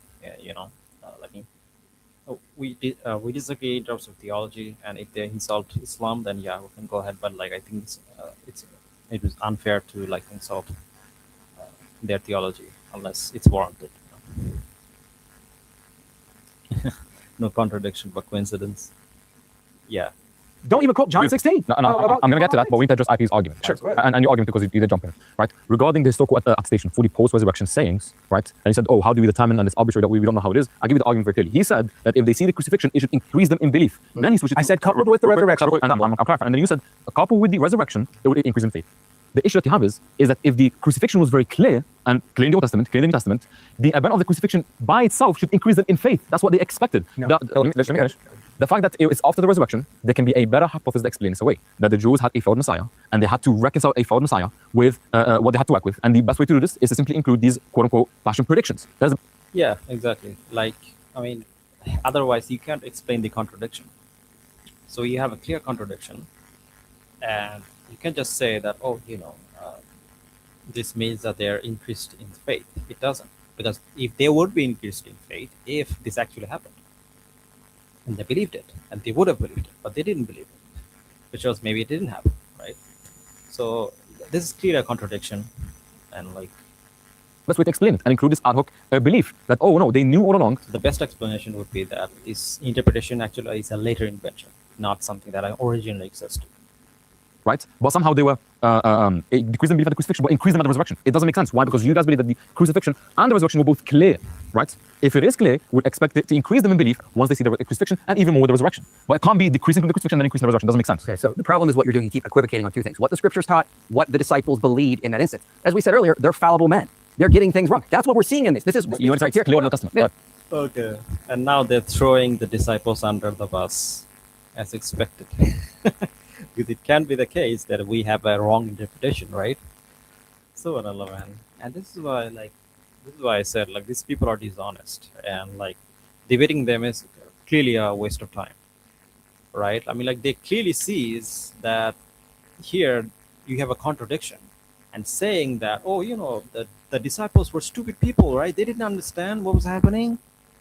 No, like that doesn't make any sense, because the thing is that you have no problem with accepting the arguments and positions of disciples on other cases, right? You don't say that they're stupid then, right? I mean, like, you don't say that, like, for example, when when the disciples say something about Jesus in the New Testament, you accept that. Right? You don't say he's stupid, he doesn't understand. You don't say these things. So you don't say these things when they support you. So when they support your theology, they're smart, they're brilliant, right? But when they don't, all of a sudden, they're stupid, they don't understand what's going on, right? I mean, the easiest explanation is that clearly Jesus didn't predict this. Jesus didn't predict that he's going to die and then he's going to come back, supposedly, right? That's why they're doubting, right? That's the easiest explanation. This is much easier to explain than to say that, they're just stupid, they don't understand what they're saying, blah, blah, blah. Like, just use simple Occam's razor and it gets destroyed. But I'm going to say, it's really an issue of whether they are fallible or not. It's simply an issue over whether the disciples understood basic language, and Christians seems to argue that they did not. Yeah, it kind of baffled me. They just threw kind of like the disciples under the bus just to save their contradictory theology. And it really did baffle me. But anyway, let's continue.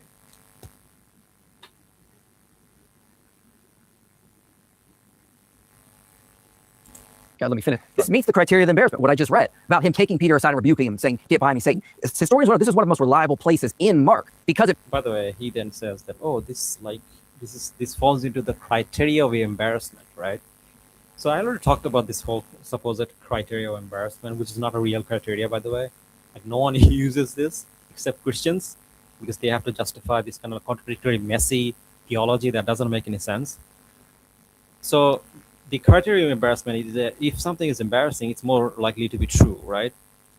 But then again, it depends if it is embarrassing, right? Like for example, if Jesus actually died and then come back, is that more embarrassing, or is that more prideful or honorable, right?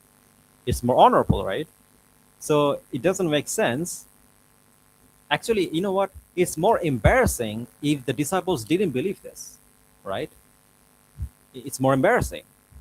Uh, and it makes sense if Jesus actually didn't make this prediction, right? And then later on, they kind of added this. Like, isn't that more embarrassing?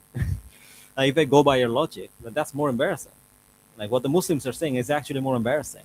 Therefore, by your logic, that should be the truth, right? Like these people are speaking nonsense. You know, I mean, like you use a simple Occam's razor or even your own criteria of embarrassment. It doesn't help your case. And they're saying that, oh, this is embarrassing that, Jesus predicted this, and then they kind of rejected it, which doesn't make sense. Now, why would they reject it if Jesus did predict this?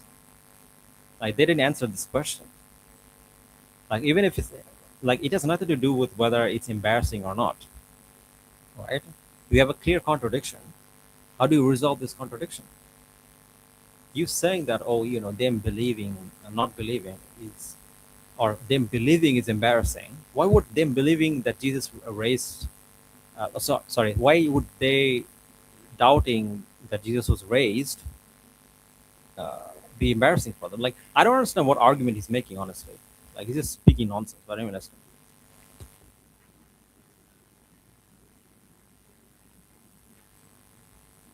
Meets criteria of embarrassment, criteria of dissimilarity, criteria of historical congruence. It meets all of these various things here. So what we have here is we have Jesus.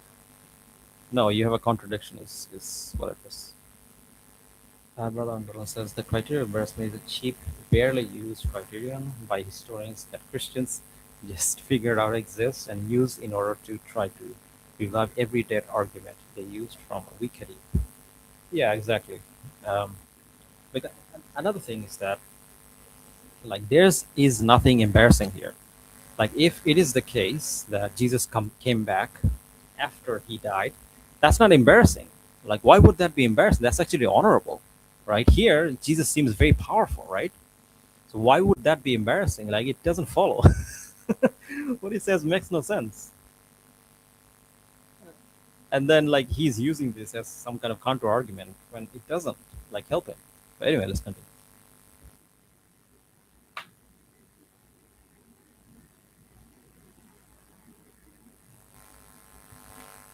Anyway, the point is that it's not embarrassing. But anyway, let's continue. Knowing the scriptures and saying, yes, I'm going to die. They're going to kill me and then I'm going to resurrect. And the disciples just being fallible, not getting it. So that's why they did not increase until they saw the resurrection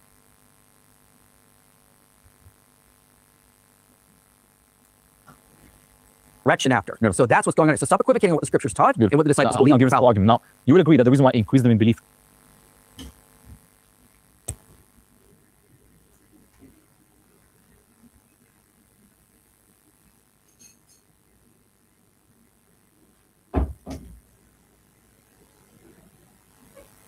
in the resurrection is because that was prophesied, right? Right? And they expected that. I wouldn't necessarily say that. I would say that seeing who you saw this man die, right, and then you see him alive again. But that right there. But part of the reason is because that's what was expected to be. I would say that as they got understanding more so later on, that continued to solidify their belief. Amazing. Because that's what you see. You see them begin to quote Old Testament, like, oh yes, this is what he meant, and this is what he said after they get revelation. Amazing. So according to you guys, the disciples are saying, hey, this is what he meant. So according to you guys, for the disciples, Okay, it was. so they're gonna argue about back and forth about this, but I think we already covered this. Brother Hunterman says there are a bunch of resurrection stories in the ancient world, but the criteria of embarrassment doesn't apply to those ones. How convenient. Yeah, exactly.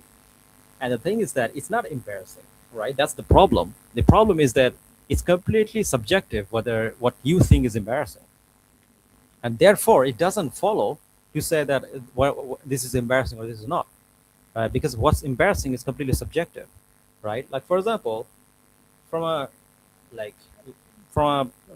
first century perspective, why would it be embarrassing for someone to predict his own death, then come back? Like that's not embarrassing. That's actually quite miraculous, right? That's not embarrassing. It just doesn't follow. Like in order to fulfill this criteria, it actually has to be embarrassing, right? But anyway, so I think they kind of go back and forth with this, but I think we're gonna go ahead, go to maybe 1 hour. Yeah, we're gonna go to here. Let's come here. Mary, who identified Jesus as their savior from their sins. And so where are they getting this from? Revelation and the scriptures about the Messiah, in Isaiah 53, obviously, and other passages where the Messiah saves them from their sins through sacrifice. So Nothing here says that in Targum Jonathan. I don't know. Yes, it does. I had it right here. Go ahead and read it out, please. It's referring to the house of Israel. It's not referring to a single person. No. Please go to Targum Jonathan. Right, no, specifically. I have it. I'm reading verse 13, verse 14, verse. Can you read it out, please? Yeah. Starting from what? Verse 13? And gives us historical certainty regarding these texts. What I said is that it gives us metaphysical certainty. So hold on, bro. You gotta let me land. No. You keep going on. No. You're not letting us engage in and interact with what you're saying. I'm gonna. So now, wake up, man. I know you're sleeping. I know now it's about metaphysical reality. True. Demonstrate that there's going to be a symmetry break between how we believe the Quran to be true and why we believe the Bible to be false. Yeah, Very simple. So you're.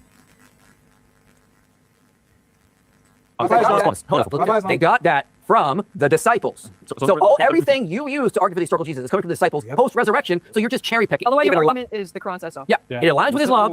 Now, if it doesn't, just destroy your argument. You can't know anything about the historical Jesus. Beautiful. So I don't think you want to attack my critique specifically.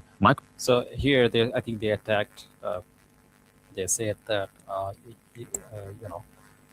they argued that you can trust the Quran, right?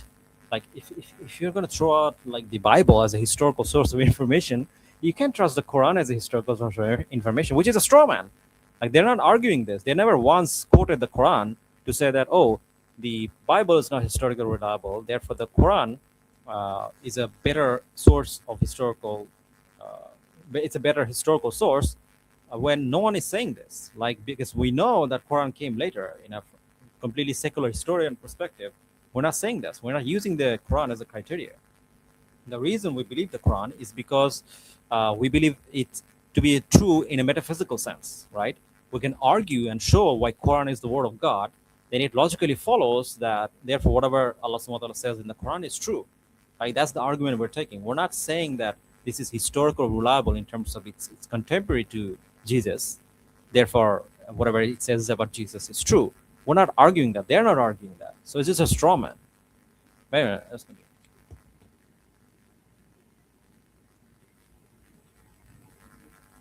critique. What are we doing all the time? My critique is that the hypothesis that the Christ predicted his resurrection and crucifixion, and the hypothesis that this would have been explained away and reconciled by the Jews in order to better explain away the data.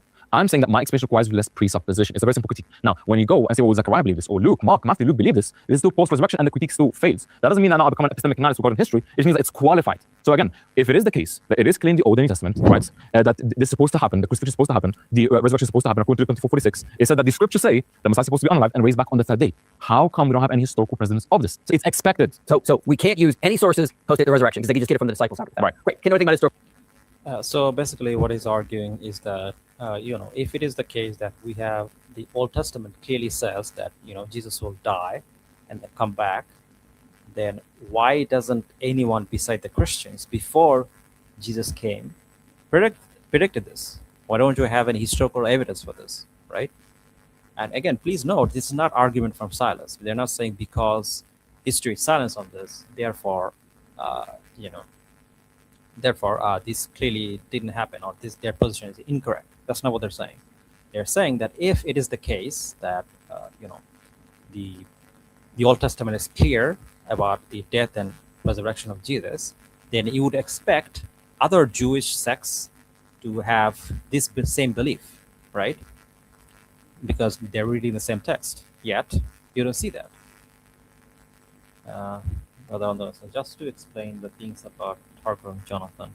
That was mentioned Targum Jonathan, Jewish tafsir of the Old Testament. Targum says that Isaiah 53 is messianic,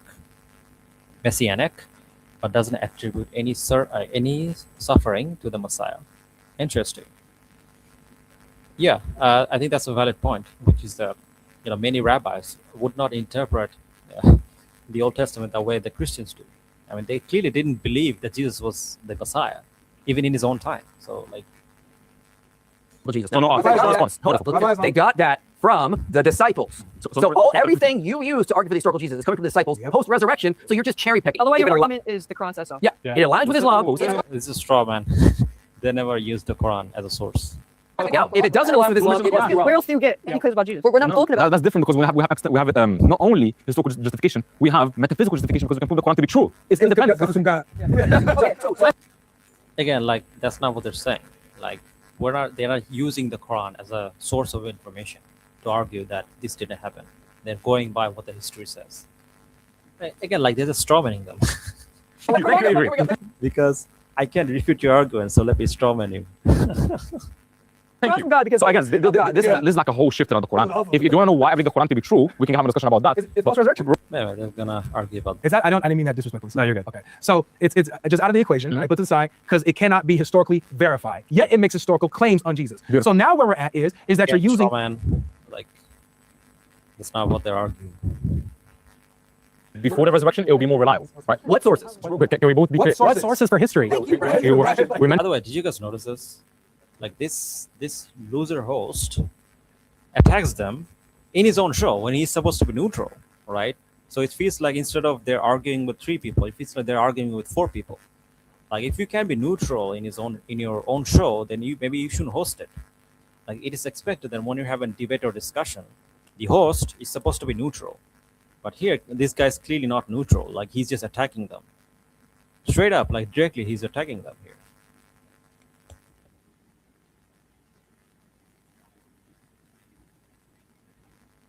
Q and So Q. let me finish. So here, I think they kind of started talking about, again, like what is historically reliable? Again, like they made the position clear. Like they're still manning your argument to show that your position is incorrect, even if we go and accept that the Bible is accurate. This doesn't mean they accept the Bible to be historically correct. So again, like it's just a straw man. Can you let me finish? Is Q false resurrection? I don't even know. No, can I finish? Thank you. So we can still use Mark, Matthew, and John, right? So for example, when you have the statements of Christ doing something that can be corroborated, right? There is no issue with that. But I'm saying that these statements post-resurrection have to be ahistorical due to this argument, which you still can't address. So can we use Q to find the historical Jesus then, according to you? Yeah. Finally, thank you. All right, let's go. All of that. All right. So you would say that Jesus, you would say that Allah sent Jesus as a prophet, right? Right. Okay. Who says prophets? Allah? According to Islamic theology and Islamic understanding, yes. Okay, great. Why in Q, according to all the reconstructions like John Kloppenberg, does Jesus in Q say, I send you prophets and sages and you will kill some of them? So you've just acknowledged that according to Q, Jesus would be Allah. You want to respond to that? Sorry, what verse are you referencing? That's in Q. I can pull up John Yeah, I'm Kloppenberg. sorry. What did you say? You said that. That in Q, Jesus says that he's the one who sends. Yeah. So this is in according to John Kloppenberg, Q 11:49-51. Therefore also, I will send them prophets and sages, and some of them they will kill and persecute. So Jesus is the one who sends prophets according to your Islamic theology. Obviously, it's God who sends prophets. So would you agree that Jesus is claiming to be God as he's the one who sends the No, prophets? it wouldn't follow because what you're saying is that what you want to respond to that? Sorry, what verse are you referencing? Can we use Q to find the historical Jesus then, according to you? Yeah. Finally, thank you. All right. Okay, so I think I have to disagree with the brother here because he says that, Q can give us historically reliable information. First of all, the idea of Q is completely hypothetical. Like, we don't know whether Q is a real thing or like some kind of fake thing. Like, we know that there has to be some kind of source for the Gospels, but there's no chain of transmission here. There's no isnad, right? Like an actual isnad. Like, we don't have that. So we can argue and say that, there's this hypothetical kind of like source out there that can verify about what Jesus is saying. And based on that, they're going to argue that, but this Christian scholar says this about Q, right? Therefore, our position is correct. But it doesn't follow because no one is saying that like Q is like reliable, or at least they shouldn't have said that. But because they said that, I think, I think they made a mistake here. But like even if we go by that, they'd still make a fallacious argument, and I'm gonna show you guys what I mean. The Christians are so stupid. They ask repeatedly, "Where do you get the historical Jesus from?" As if we grant that there is some first century text which contains all the historical words of Jesus. Yeah, exactly. Like we never claimed that there is any way of like to knowing who Jesus was and what he believed in, right?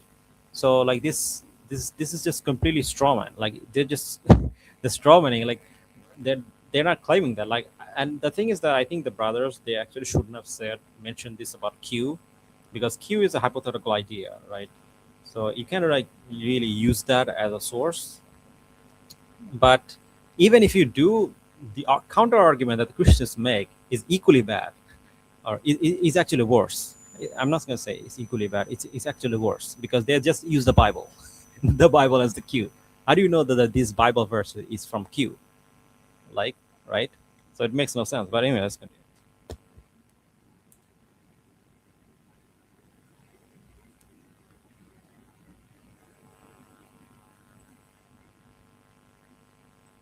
Let's go After all of that. All right. So you would say that Jesus, you would say that Allah sent Jesus as a prophet, right? Right. Okay. Who sends prophets? Allah? According to Islamic theology and Islamic understanding, yes. Okay, great. Why in Q, according to all the reconstructions like John Kloppenberg, does Jesus in Q say, I send you prophets and sages and you will kill some of them? So you've just acknowledged that according to Q, Jesus would be Allah. That's tough. You want to respond to that? Sorry, what verse are you referencing? That's in Q. I can pull up John Yeah, I'm sorry, Kloppenberg. what did you say? You said that. That in Q, Jesus says that he's the one who sends. Oh, Yeah. So this is in according to John Kloppenberg, Q 11, 49 to 51. Therefore also, I will send them prophets and sages, and some of them they will kill and persecute. So the saying. What is he talking about? He doesn't give a reference. He doesn't give any reference here.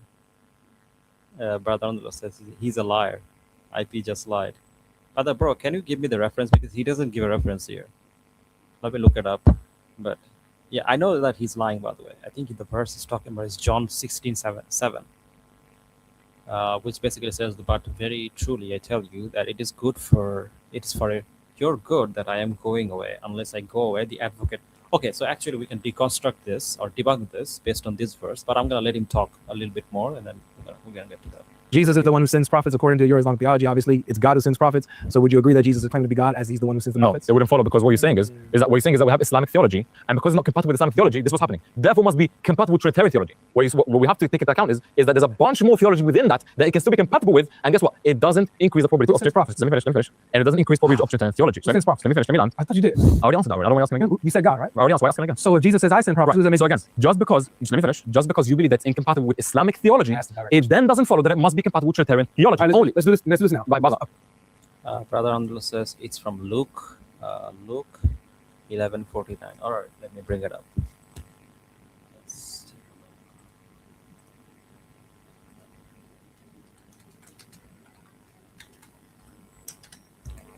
a look. Luke 11:49. Here we go.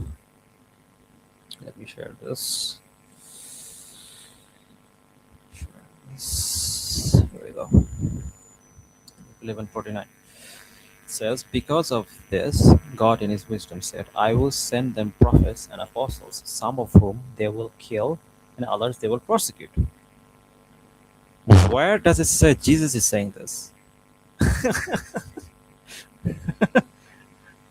Wait, where does it say that Jesus is saying this? It says God is saying this. So IP lied. He's right. Like, bro, you're right. IP lied. Like, he just lied. He doesn't say that. What a liar, man. It's wisdom that shares prophets, not Jesus. Yeah, I mean, it literally says, God in his wisdom said, I will send prophets. Nowhere does it say it's Jesus saying this. By the way, I had a completely different response to this, but this is even better. What a liar, man. What a liar. And this is why, like, as you guys saw throughout the whole kind of like stream, there's this lying constantly. And honestly, I'm getting a headache from this. Like, how does any Christian take these people seriously? Jesus is actually a shade of wisdom in Q. Interesting. Jesus is actually a shade of wisdom in Q. I'm not entirely sure what you mean, but yeah, I think this clearly doesn't support like their case. But yeah, well, okay, I think I understand what I mean. So basically, wisdom is kind of like equivalent to Jesus. Is that what you're saying? Yeah, shade of wisdom. Thank you. But the thing is that here it clearly says that God, in his wisdom, said, I will send them prophets. It's not saying that, Jesus will send the prophets. And I don't think it's saying that wisdom is sending the prophets. But the thing is that the real agency here belongs to God, right? So it doesn't support their case. So IP lied. But anyway, yeah. Anyway, let's continue. Let's continue. Let me share this.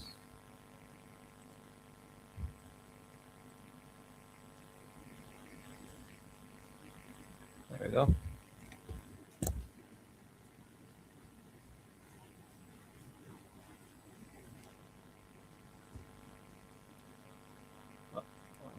Yeah, here. Brothers, Luke 7:31.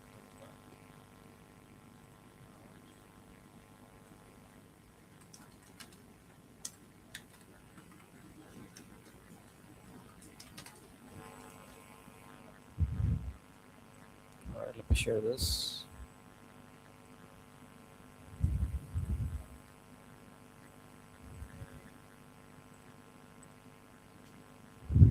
Okay, Luke 7:31-35 says, Jesus went on to say, "To what then can I compare the people of this generation? What are they like? They are like children sitting in the marketplace and calling out to each other. We played the pipe for you, and you did not dance. We sang the dirge, and you did not cry. For John the Baptist came neither eating bread nor drinking wine, and you say he has a demon. The Son of Man came eating and drinking, and you say he is a glutton and a drunkard and a friend of tax." By the way, here this is again clearly making it clear that Son of Man refers to humanity in general, because it's clearly referring to people who are drinking and being a glutton. And we know Jesus wasn't a glutton or a drunkard. So clearly this verse again proves that Son of Man can refer to human beings in general. So another lie that just got exposed there. A friend of tax collectors and sinners, but wisdom is proved right by all her children. Interesting. So here clearly wisdom is like Holy Spirit, I'm guessing, because clearly it's not Jesus. Brothers, they're actually gonna get them on this, and it's gonna be embarrassing. Okay. Jesus is presented as if the children of wisdom. Oh, okay, I get it. So basically, wisdom is this kind of ethereal entity that's doing this, but they present it to as like Jesus being the children of wisdom. I think that's what they mean. I think. Anyway, so yeah, let's get back to this. Yeah, let's get back to this.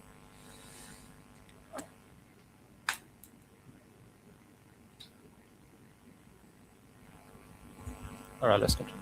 You gotta let me Phase finish. one. Who sends the prophets? You gotta let me finish. He's got to explain it to you. Right, so you can explain and then I can speak after. Go ahead. All right, who sends the prophets? Go ahead, make the argument. Who sends them? I said it loud. God. Okay. So God sends the prophets. Yep. God sends the prophets. Who said that he sends the prophets? Well, Jesus said. Jesus says he sends the prophets. Therefore, Jesus is God. Therefore, there. Is that Trinitarian theology? Oh, hold on. Let me get to the argument. So you can explain and then I can speak after. Go ahead. All right, who sends the prophets? Go ahead, make the argument. Who sends them? I said it loud. God. Okay. So God sends the prophets. Yep. God sends the prophets. Who said that he sends the prophets? Well, Jesus said. Jesus says he sends the prophets. Yeah, this is a false premise. So basically, what GodLogic is arguing that, God sends prophets. Jesus says that he sends prophets. Therefore, Jesus is God. That's his argument. Again, the second premise is false, because Jesus is not saying that he sends prophets, right? Yeah. Because the verse he quoted is saying that wisdom is the one who's sending prophets. But to debunk him even further, let's look at another verse. It's in John 16:7.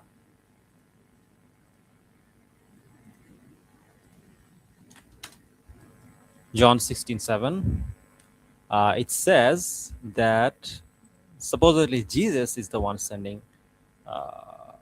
Is gonna send the what do you call it? Send the supposedly Jesus is sending the prophet, right? John 16:7, it says, "But very truly I tell you, it is for your good that I am going away. Unless I go away, the advocate will not come to you. But if I go, I will send him to you." Right? So here, you can clearly see what Jesus is actually saying and what he's not saying. Right? So Jesus is Jesus here is saying that I need to go away, right? It is good for you that I go away, that unless I go away, the advocate will not come to you, right? So clearly, this statement negates any idea that Jesus is God, right? Why? Because he is not saying that he is the one who's sending him. It's saying that if he goes away, then he will come. He can come, the advocate. Now, I think this is actually referring to Prophet Muhammad Sallallahu Alaihi Wasallam, but that's from an Islamic perspective. But if you actually look at the context, like no one other than Prophet Sallallahu Alaihi Wasallam had the influence that Jesus had. So this verse is clearly referring to Prophet Sallallahu Alaihi Wasallam. It's kind of clear. But the thing is that he's saying that if I don't go away, this advocate, whoever that is, right? I think it's referring to Prophet Sallallahu Alaihi Wasallam. But he's saying that if I don't go away, he cannot come. So which means this is a criteria that he needs to go away in order for this advocate to come. And if he goes away, he will send him, in the sense that by going away, he will cause him to come, right? But please note, all of this is being done by God, right? God is the one who's taking Jesus away. So Jesus is not taking himself away. So he is causing this kind of like this advocate to come by going away, by obeying what God commands, right? He's not saying he's literally sending the advocate. He's not saying this. So again, like here, you can clearly have an interpretation that doesn't support the Trinitarian theology, right? So, and this is clear. I mean, it clearly says this. Unless I go away, the advocate will not come to you. Why did he need to say that? He's saying that because, he's referring to God sending the advocate unless he goes away, right? That's what it means. It doesn't mean that he is literally going to send the advocate.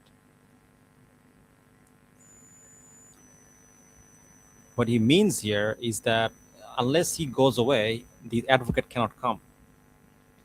And you have to understand that he's talking to his disciples, and his disciples are really worried. They are worried that they will be lost without Jesus' guidance, right? And this is before Jesus kind of says goodbye to his disciples. So they're worried. And so he's telling them, look, you don't have to worry. If I go away, someone will come to you to give you guidance, right? And again, I think this is talking about Prophet Sallallahu Alaihi Wasallam. So he's saying that unless I go away, the advocate will not come to you. So I have to go away. But you don't have to worry because if I go away, the advocate will come, and I will send him to you in the sense that by going away, he will come to you. By causing himself to go away and obeying God's command, it will cause him to come to earth, right? That's what he's saying. It's the same way if I said that if I pull the chain of the train, it will stop the train, right? So imagine if I said I stopped the train by pulling the chain. Now, obviously, you didn't literally stop the train, right? You just pulled the chain. But by pulling the chain, it caused the mechanisms in the train to stop the train, right? So that's what this means, right? By Jesus choosing to obey God and going away from his disciples, it's causing the advocate to come. God is causing it, therefore the advocate to come. So basically, it's a very metaphorical way of saying things, right? And you need to understand the biblical passages, they're very, very metaphorical and very, very kind of rhetorical and kind of poetic, right? And all kind of religious texts are like this.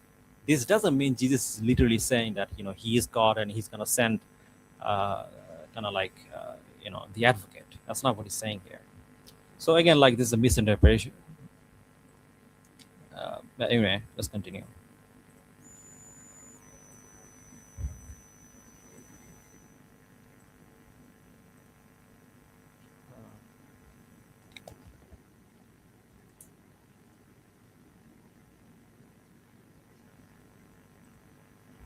Brother says, the thing is, even if we say that Jesus was saying it, the Christian's explanation still fails. This is because in the New Testament, the word prophet doesn't always refer to a prophet like Moses. Yeah, exactly. I mean, even if they're correct, and from a Christian perspective, uh, you know, prophets can like have miraculous abilities or stuff like that. So like, and this doesn't necessarily mean it supports a Trinitarian theology, which I think the brother is right on this. And by the way, this isn't supporting the Trinitarian theology. So you have three problems, right? First, even if we accept that, you know, Jesus is saying that he's gonna send this advocate or like this kind of like this supposed prophets, the verse is not saying that. First of all, the first quoted, which I think is in Luke, brother Arnold says, but I can also simply refer to teachers like in Acts 13 or 1 Corinthians 12:28. Yeah, exactly. So first of all, that verse that they quoted doesn't say this. Secondly, if you go by this other second verse that the Christians often use, which is John 16:7, they often say that this proves that Jesus sent the advocate. But it also doesn't mean that either, because you can have a second way of interpreting this that doesn't support the Trinitarian theology, right? Because you can look at it in the same way that people often speak, right? Even in regular day, right? Like, for example, imagine if I said that, imagine if I said that I stopped my father. Yeah, no. So imagine if I said that I caused my son to be healed from sickness, right? Imagine if I say that. Would there be a false statement? No. But does it mean that I am God and I somehow have the ability to treat my son? No, of course not. Simply means that I took all the appropriate naturalistic measures to make sure that my son doesn't get sick. This doesn't mean that I'm God, right? It doesn't logically follow. You can clearly interpret this to mean that Jesus is saying, or I am saying, I'm a human being and I did everything humanly possible to make sure that my son doesn't get sick. This doesn't mean that I'm attributing myself to God in any way, shape, or form. Same thing with Jesus. Like, just because Jesus is saying that I am, quote unquote, sending the advocate, doesn't mean he's saying that he's literally sending the advocate. It simply means that by obeying God, if I obey God, God will cause this advocate to come. And that's what I'm doing. I'm obeying God as my duty, right? And this is how I'm, quote unquote, causing this advocate to come. So clearly, this shows that you can simply interpret this to mean that God is the one who's sending prophet, right? Not necessarily Jesus. Brother Andalon said the verse is literally about the disciples. Jesus' disciples embody prophet's character. Yeah, exactly. Exactly. So anyway, so the point is that like, there's no way you can like make a kind of like objective argument to say that this means that Jesus is saying he's God. It simply means that he's simply saying that by going away, it will cause the advocate to come. The same way when a father says, I caused my son to not get sick, right? It doesn't mean that he's saying that he literally didn't cause his son to get sick. It simply means that he took all the human measures to make sure that his son doesn't get sick. This doesn't mean that father is claiming to be God or anything like that. But anyway, let's continue.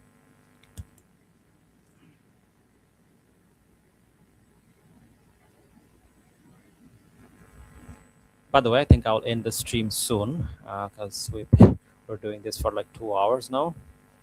2 brothers are watching. Thank you guys for watching. By the way, like, share the video, and subscribe if you haven't. Anyway, let's continue. Therefore, Jesus is God. Is that Trinitarian theology? What's that? Here you go. It's in John. So his second premise is false here. So the argument is non sequitur. It doesn't follow.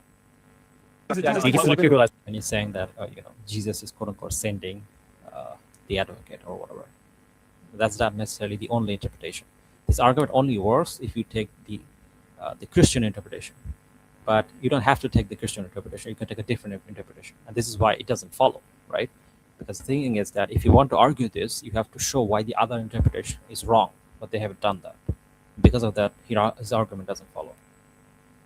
So I'm gonna respond now. So again, Hold on, let's let it clear up here. Fine. Yeah. Q11, 49, 51. So Jesus teaches his divinity even in the Q source that you guys say is the historical information we can. And now you guys reject it. You guys. I'm accepting. Where does I reject it? No, I accept this argument that you're giving. I'm about to respond to it. You accept Q? Right. I don't know. Okay, just go ahead. So again, the argument being made is that. But I understand that this will be a division. So I'm kind of finish off. I'm about to the point. So when we have, I don't believe it can still be reconciled with Islamic theology. That he simply. Oh, so it does go with Islamic theology. Right, because he can be an agent of God. That's a prophet. So in Islamic theology, an agent of Allah can send prophets? No, again, it's very simple. No, yes, no, yes, yes, no, no, yes, no. No, it's related for it, man. Look at this buffoon. Like it's completely normal for someone to say that I'm causing something by not directly causing it, right?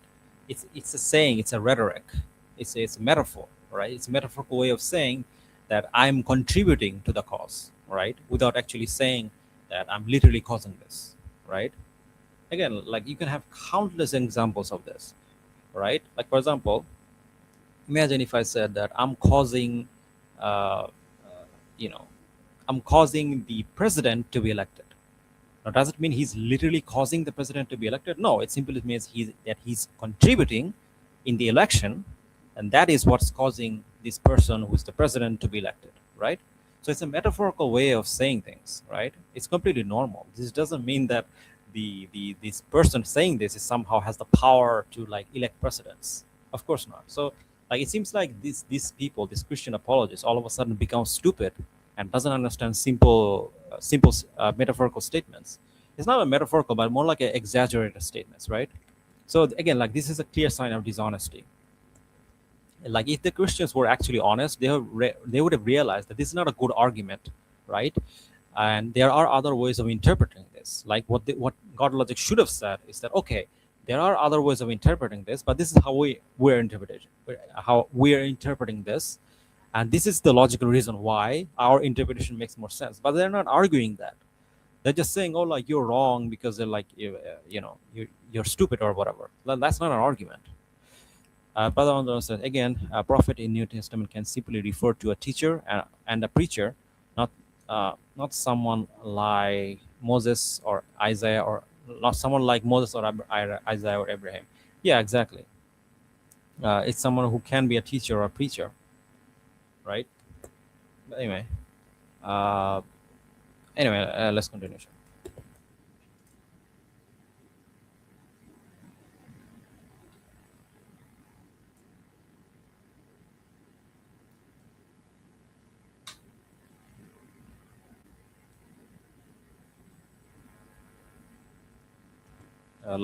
Nice to take. Oh, sure, bro, no worries.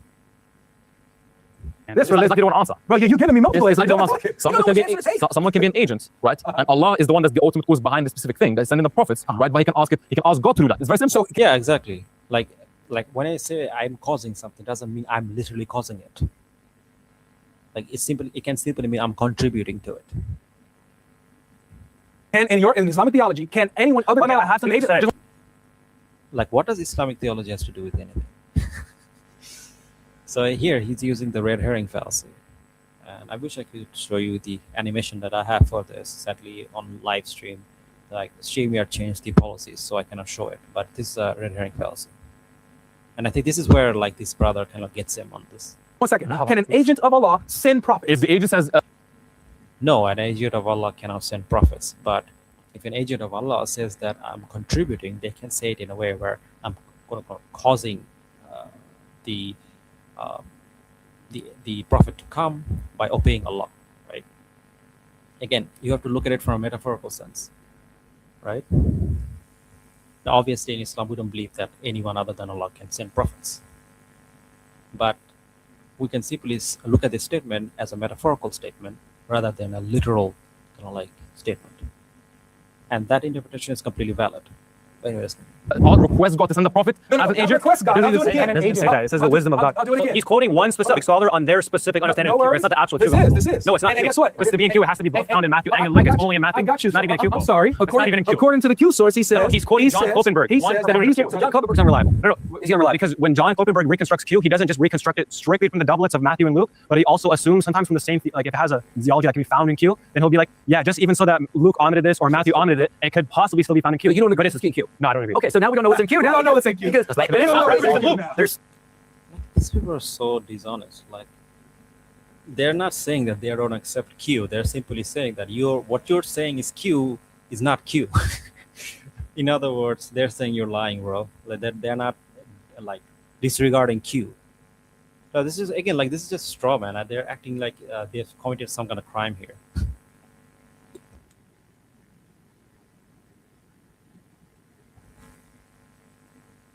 Yeah, exactly. Like he clearly called them out. So many different No, but reconstructions. my understanding, okay, I'll give you my understanding of it. It's what's double referenced in Matthew and Luke independently, but this isn't double referenced in Matthew and Luke So it's got to be independently. double reference. Look, Well, I've the got way you. it's referenced in Luke Watch this. is that it's the wisdom of God. It's not Jesus who sends us. Okay, wait. So who's wisdom? It depends on what. Like, Okay. Therefore, also wisdom said, "I." So wisdom is a person speaking, saying that they're the ones who. Jesus is a wisdom Who's teacher in wisdom? Q. Jesus is a wisdom teacher in Q. So is wisdom Jesus? He teaches himself. Okay, I'll ask it again. Who's wisdom? Wisdom. It depends on like if you're speaking on it from like the Old Testament lens, it could be like a power of God. So who is it? Because it's not just a power. And Well, Jesus is a wisdom teacher. So then who's wisdom speaking? So he's a teacher himself. So who's wisdom? Who's wisdom? What else do you have past someone's argument? Yeah, I Who's don't. wisdom? I don't. Well, the personhood is that wisdom is claiming to be the one who sends the prophets Logos. and is interacting with Israel like in in real David's- time in right, history. exactly. No, it's not just like in Proverbs. In Proverbs, it's No, like when David's spirit speaks as well. It doesn't mean that David's. Again, like this argument doesn't support them, regardless whether it's wisdom or not wisdom, whether it's Jesus or not Jesus. Like even if it's Jesus, he can simply be using a metaphorical language to explain that he's causing something by contributing to it. This is a statement people use all the time. This doesn't mean he's claiming to be God, and we know he's not claiming to be God because he says there's only one God. For example, here in John, where is it? For example, he says that only the Father has the knowledge of the hour, right? No one knows the hour, but the angels or the heaven, but my Father only. Matthew 24:36. Matthew 24:36. It clearly says that only the Father knows when the hour is. So if this is really the case, that he's supposedly sending prophets, then how come he doesn't know the hour, right? Like you have to explain that. So clearly here we see that Jesus is not claiming divinity, right? He's making it clear the knowledge of the hour is only with the Father. This is a distinction. There's a clear distinction in terms of identity, right?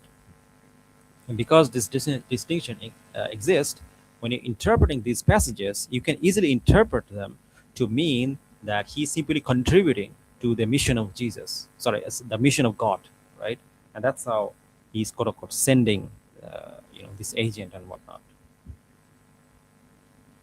Brother Ondal, the wisdom thing is from Proverbs. It's probably a metaphor personification of one of God's attributes. Yeah, exactly. Like now, I think this portion is very clear. They took a massive L here. I mean, like they're claiming something that doesn't help their case. Like even if you like interpreted these passages to mean like Jesus is saying this. By the way, first of all, the Bible is not even reliable in any shape or form. And even if you were to still man their position and accept this as Q, which by the way, this as this brother pointed out, it's not even Q. But even if it's Q, it doesn't help their case because it could simply be a metaphorical language, right? And it would make sense because it would coincide or follow up verses like Matthew 24:36, right? Matthew 24:36. Let me pull it up, where Jesus clearly says the knowledge of the hour is with the Father alone. Why would he say that? Like, if he's sending prophets and whatnot, right? Let me share this. Here we go. No one knows, not even the angels of heaven, but my Father only. But of the day of the hour, no one knows, not even the angels, but my Father only.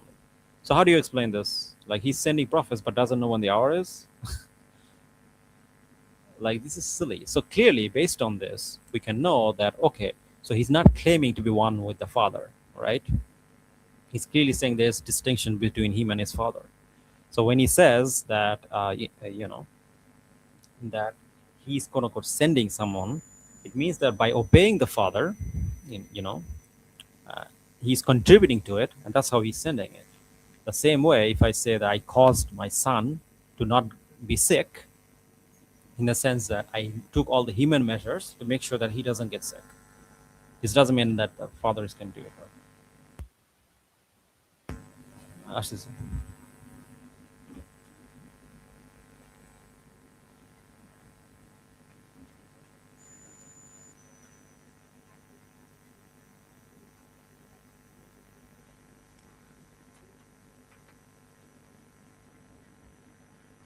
Sorry about that. Anyway, so let's continue. I think I'm gonna go away soon. I'm gonna finish this. I think there's a, FIFA World Cup is going on, so I think Spain has a match today, so I'm gonna check it out. But we're gonna finish this soon. Don't worry. Anyway, so I'll stop sharing this. Let's continue.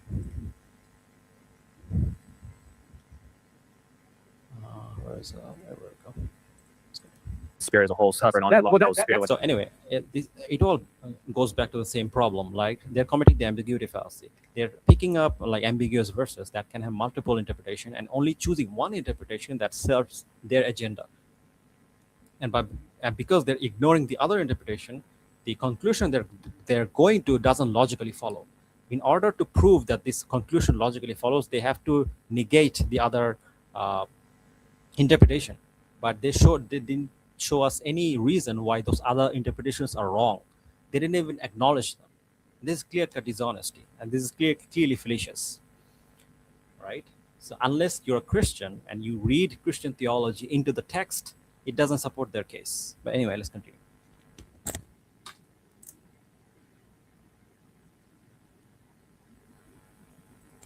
That's psalmist language. That's poetry language. You don't have this. You don't have this poetry language. So what do you mean it's not Trinitarian? Random humans don't have the exact same knowledge that the Son has. No, Jesus says that no one comes to the Son unless it's the Father who draws him. So we see there's a mutual revelation. It's the Son who reveals the Father, and it's the Father who reveals the Son. Why? Because there's a unique divine relationship between Father and Son that nobody has. That was a big stretch. Right? Oh, really? Okay, so can you give me an... Brother says Jesus makes it even clearer that he doesn't know the hour in the verse right after. Yeah, exactly. Jesus makes an analogy about how the people of Noah didn't know when the flood will happen. Yeah, exactly. I mean, like, he makes it clear that there's a clear distinction in terms of identity. Yet Christians would claim that the Father and the Son share the same identity when Jesus himself makes it clear he doesn't. Right? So if they don't share the same identity, we can clearly use this to interpret those passages, right? Where he says that he will cause the advocate to come. We can interpret it to mean that he will cause in the sense that he will contribute in the mission of God, right? Doesn't mean that he's literally sending them, right? It's a completely valid interpretation. And so far, the Christian side haven't shown any argument that would refute this interpretation. Therefore, their conclusion they're coming to based on these passages doesn't logically follow. But anyway, let's continue. Example where somebody else can go. Matter of fact, let me just connect with you guys. Can someone say no one knows me except Allah? No. Okay, so here, Avery makes the most stupid argument possible. Let's hear him out. Because you're denying everything. Yeah. So let's go with your. Let's see if you're consistent. Let's see if you're consistent. No, it's a you're not going to be an atheist where you just deny. You're going to have to stand for something. Hold on a second. So can anybody say? Can anybody say? No one knows Allah except me, and no one knows. No one knows me except Allah. Beautiful. And no one knows Allah except me and whoever I choose to reveal Him. Can somebody make that claim? I'm gonna answer the question. So this is what Avery's doing. Answer the question, please, and then explain what I'm doing. No. So no, you're not gonna answer. Yeah, and I'm gonna answer, but not how you want me to answer. Just answer yes, no. I'm gonna answer, but not how you want me. He is not letting him speak. Did you notice this? All the arguments failed, by the way, up until this point, and now he's not letting them speak. Answer. Right. So what Avery has is he has the Trinity on one hand, he has Tawheed on the other hand, and he says, well, hold on, if there's a verse that can't be applied to Tawheed, now all of a sudden it can be applied to the Trinity. That doesn't follow, right? I don't know why this can't get through you, but just because Christ has some sort of ontological status or he's given virtues, it doesn't mean that he's now ontologically equal to Yahweh. Co-equal, co-eternal, co-substantial, aka of the same substance. Just because he shows some qualities that he has, it doesn't mean that he's going to be. Where's the Trinity in this? Where's the Holy Spirit? Yahweh. So you showing that it's incompatible with Tawheed, Avery, doesn't mean that it must be compatible with the Trinity. I don't know why you keep doing that. I got you. So notice, you didn't answer my question. So no, let me. I can choose not to answer. Yeah, there you go. He said I can choose not to answer. So he said he was going to answer, but then just admitted he chose not to answer. Exactly. Thank you so much. I appreciate it. Right. So now let me break down to you what you're doing, okay? So what you're doing is acting like an atheist and saying, no, deny, as if you do not have a theology that you hold to. Let me finish. by the way, like he never once brought up Islam in this conversation. Let me finish. It's almost This is straw man. like saying, it's almost like arguing with an atheist on the morality of God, when an atheist is acknowledging morality while denying a substance for morality. That's what you're doing. You have a theology, but are saying, no, this doesn't work. Is my theology on the question? Let me finish. Is the point about let Tawhid? me A finish. bunch of red herrings. Like, what is he doing? No, allow me to finish. What I'm showing you is I'm showing you that even by your own Islamic standards, these statements in Q, these statements in Matthew, Mark, Luke, and John would be divine statements, even by your standards. But what you're saying is, hold on a second, because it does mean he's Yahweh. Prove it. Because only Yahweh can make these claims. It's only Yahweh that sends the prophets. It's only Yahweh that knows the hearts. That's in Psalms. That's in Isaiah. Well, you're asking me. You're asking me. Yeah. So what I'm showing you, Amir, let me land, please. Thank you. So what I'm demonstrating to you is that even according to your own theology, according to your Quran and Islamic standards, these statements of Jesus would be divine claims, which... No, it wouldn't. All right, so let's take a look at his argument, right? And I'm going to show you why he's being extremely stupid. Let me share this. Hold on. Let me share this, and then we're gonna share this. I have where is it? Oh, here we go. Let me show you guys. So, go down. This is his argument, right? You guys see this? This is Avery's argument. So he's saying that because Jesus is saying that no one knows the Father except me, unless I make Father known to other people. Therefore, according to Avery, it means that Jesus is saying, therefore, he has and the Father is the same. How does that make sense? How does that logically follow? So let's break down this argument. Here's what he's saying, right? No one knows X except P, right? And who P chooses to reveal to, right? So in other words, no one knows X except P, and who P chooses to reveal to, right? Therefore, X and P is the same thing. How does that make sense? It does not follow. Like imagine if I say that no one knows my mother except me, and who I make my mother, and who my mother makes known to herself, right? Would that now mean that me and my mother is the same thing? No, like it makes no sense. Like it literally makes no sense. Brother Andalan says the way Jesus knows the Father is because Father needs to show him first. Yeah, exactly. Like it makes no sense. His argument makes no sense. He's speaking nonsense. I don't think he even thought about this. So his whole argument is that because Jesus knew the Father, only Jesus knew the Father, therefore it means that Jesus is the Father. It doesn't follow, my guy. Like, what are you talking about? Even a child who doesn't even understand logic can tell you this. Just because I know something doesn't mean I am that thing, right? It's a basic fallacy. It's a non sequitur. Like, this is stupid. And he's shouting over them based on such a stupid argument. It's actually hilarious. This is hilarious. And this is his whole argument. This is his best argument. Subhanallah. Anyway, so I'm going to watch like 2 or 3 minutes of this, and then I'm going to end the stream here, because I think I made the stream long enough. So let's hear him shout for a minute, and we're going to laugh at that, and then we're going to end it.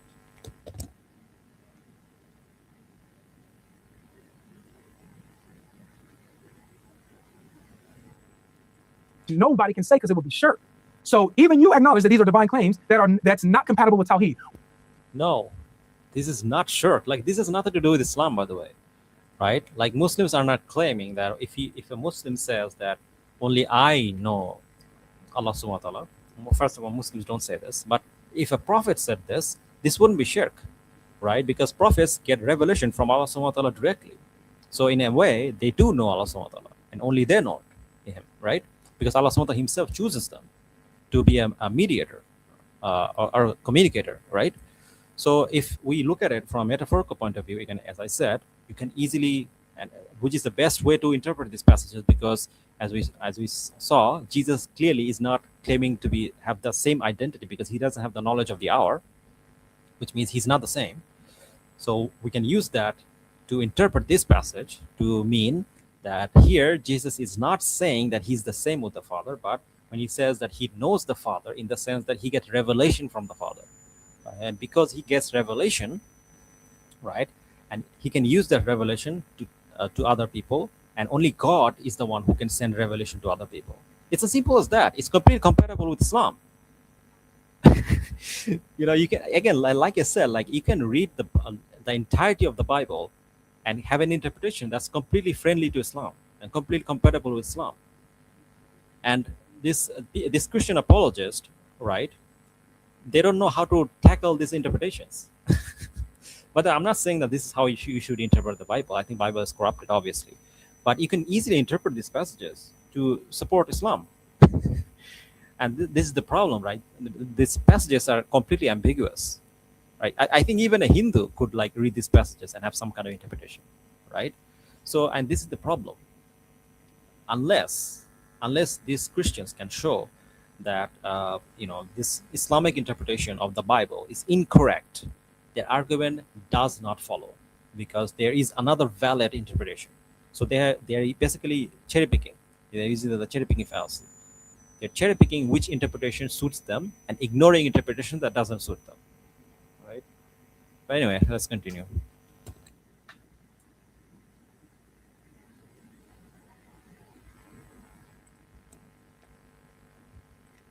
Why is it not compatible with Tawheed? Because Allah and Tawheed is only one person. The reason why this is not compatible, because Jesus is claiming divinity for himself. No. How? Like Jesus is claiming divinity by knowing God. How does it mean to know? Like, if you know someone, how does it mean that you and that someone is the same? I don't understand the logic here. I don't think he realized how stupid this sounds. That's the problem. So again, now I'm going to get to respond to you now. Again, we have other models within Christianity that can account for Christ having these attributes. Give what? Give the model. Yeah, so the example that you gave regarding him, for example, knowing the Father, right? Can you give me the argument why knowing the Father is going to be ontologically equal? What's the argument for Sure. Yeah, exactly. It shows that the knowledge of God, as a matter of fact, it's talking about knowledge and fully understanding God, the intimate relationship with God. And so Christ is saying the same way that no one knows me except the Father. Right? Meaning that the Father knows all things about the Son, has intimate relationship knowledge of the Son, and vice versa, right? Then he goes and says that no one can... No, the verse does not say this. Nowhere in the verse is it saying that the Son knows everything about the Father. This is a complete made-up nonsense, like that he just made up here. The verse doesn't say this. Know the Father unless I reveal him, right? So notice this. So there's a divine, unique union in relationship with the Father and the Son. No one has. No, this isn't revealed to Jesus. This is what he has already. So he says no one can know it, correct? He says that no one knows the Father except the Son. No one knows the Son. And the only way the Father can know it is if Jesus makes him known to you. This doesn't talk about the Holy Spirit. If you want me to talk about the Holy Spirit, I can talk about it. It says no one, right? No one. So, yeah, talking about man. Okay, where do you get that from? The context. Again, like this can be debunked using the verse I just again quoted in Matthew 24:36, where it clearly shows that Jesus didn't know the hour, right? Like if he has full knowledge of the Father, then why doesn't he know the hour, right? So clearly this is false. This is false. And also, so based on this, we can clearly say that Jesus knowing the Father simply means he knows the revelation that's coming from the Father. That's what he's talking about. But there's no reason for you to interpret this to mean that he knows everything about the Father. That's not what the verse is saying anyway. So where did you get this from? And also, even if he did, this doesn't mean he's God, right? How does Jesus know the Father? Because the Father shows him first. John 5:20. Yeah, exactly. He knows the Father by the Father revealing himself to Jesus. That's how he knows it.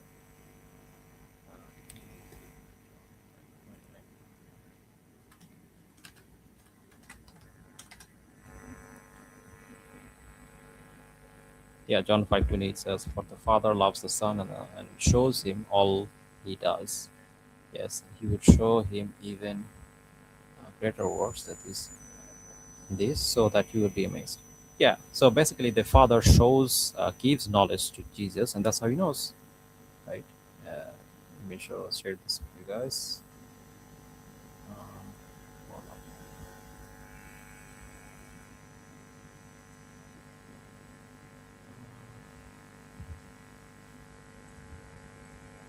Yeah, the Father loves the Son and shows him So it shows him all he does. Shows him all he does. So which means that the Father is the one who's with power, and he's the one who's giving knowledge to the Son. So how does it mean that they're the same? So I don't know. These people are so dishonest. Like, in order to save their theology, just coming up with interpretation that makes no sense. That actually goes against their own Bible.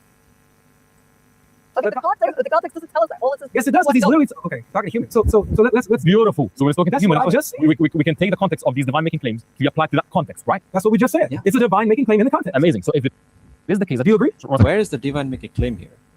if it is the case that a creature Brother, can have answer. can have knowledge of the Father, then according to you, they'll be ontologically equal to the Father. Wow, that's not what we argue. Oh my goodness. That's literally what they said. You're not what we argue. You're saying that the reason why it makes him Yahweh because he knows the Father, right? In the same way that the Father knows him. And that can that knowledge be given to creatures? Again, this is false. Like, nowhere is it saying that Jesus knows the Father the same way he knows him. Not the same way. Okay, But there so is. why does it say not the same way? Why does it say that? Because okay, so when he says no one knows the Son except the Father. Right. Right. Right. So And then he qualifies it. Hold on, because he doesn't. He doesn't qualify it. So what is he? He says no one knows the Son except the Father. What does that mean? So finish the verse. And no one knows the Son, the Father except the Son, And then? whom the Son chooses to reveal. Beautiful. So my question is, when he says no one knows the Son except the Father, what does that mean? Yeah, in that context, as long as they don't know the knowledge of the Father, right? But if No, they don't know what? they don't have knowledge of the Father. That's not But what it if Christ grants them that knowledge and they have the same knowledge as the Son, then according to that, they're ontologically That's not equal to the what it Son. says. That's not what it says. So where does it qualify the difference? What does it mean Let me ask my that question. no one knows the Son except the Father? Why is it that no one knows the Son except the Father? Right, prior to them getting that revelation, Prior to them getting what revelation? according to the next part of the verse, which says It has nothing that- to do about the Son. Yes, It has to do about the Father. What I'm saying is according to you, the Father knows the Son knows the Father, and this knowledge can be granted to creatures. Now, you're saying that because the Son it knows the Father is going to So be basically, that's his argument, right? So the Father, sorry, the Father knows the Son, right? And the Son knows the Father and makes his knowledge known to the people, right? I think that's what he's saying. How does that follow to mean that he and the Father are the same? Like, it doesn't follow. Like, it's so stupid. Like, if I say that I know X and only I can know other people about X, does it mean I and the X are same? No, like, it's a non sequitur. Like, it's a stupid argument. What is it doing? Like, it makes no sense. But anyway, I think I'm going to end here because I think this is basically what they go back and forth with. Yeah, I think I'm going to end it here. But anyway,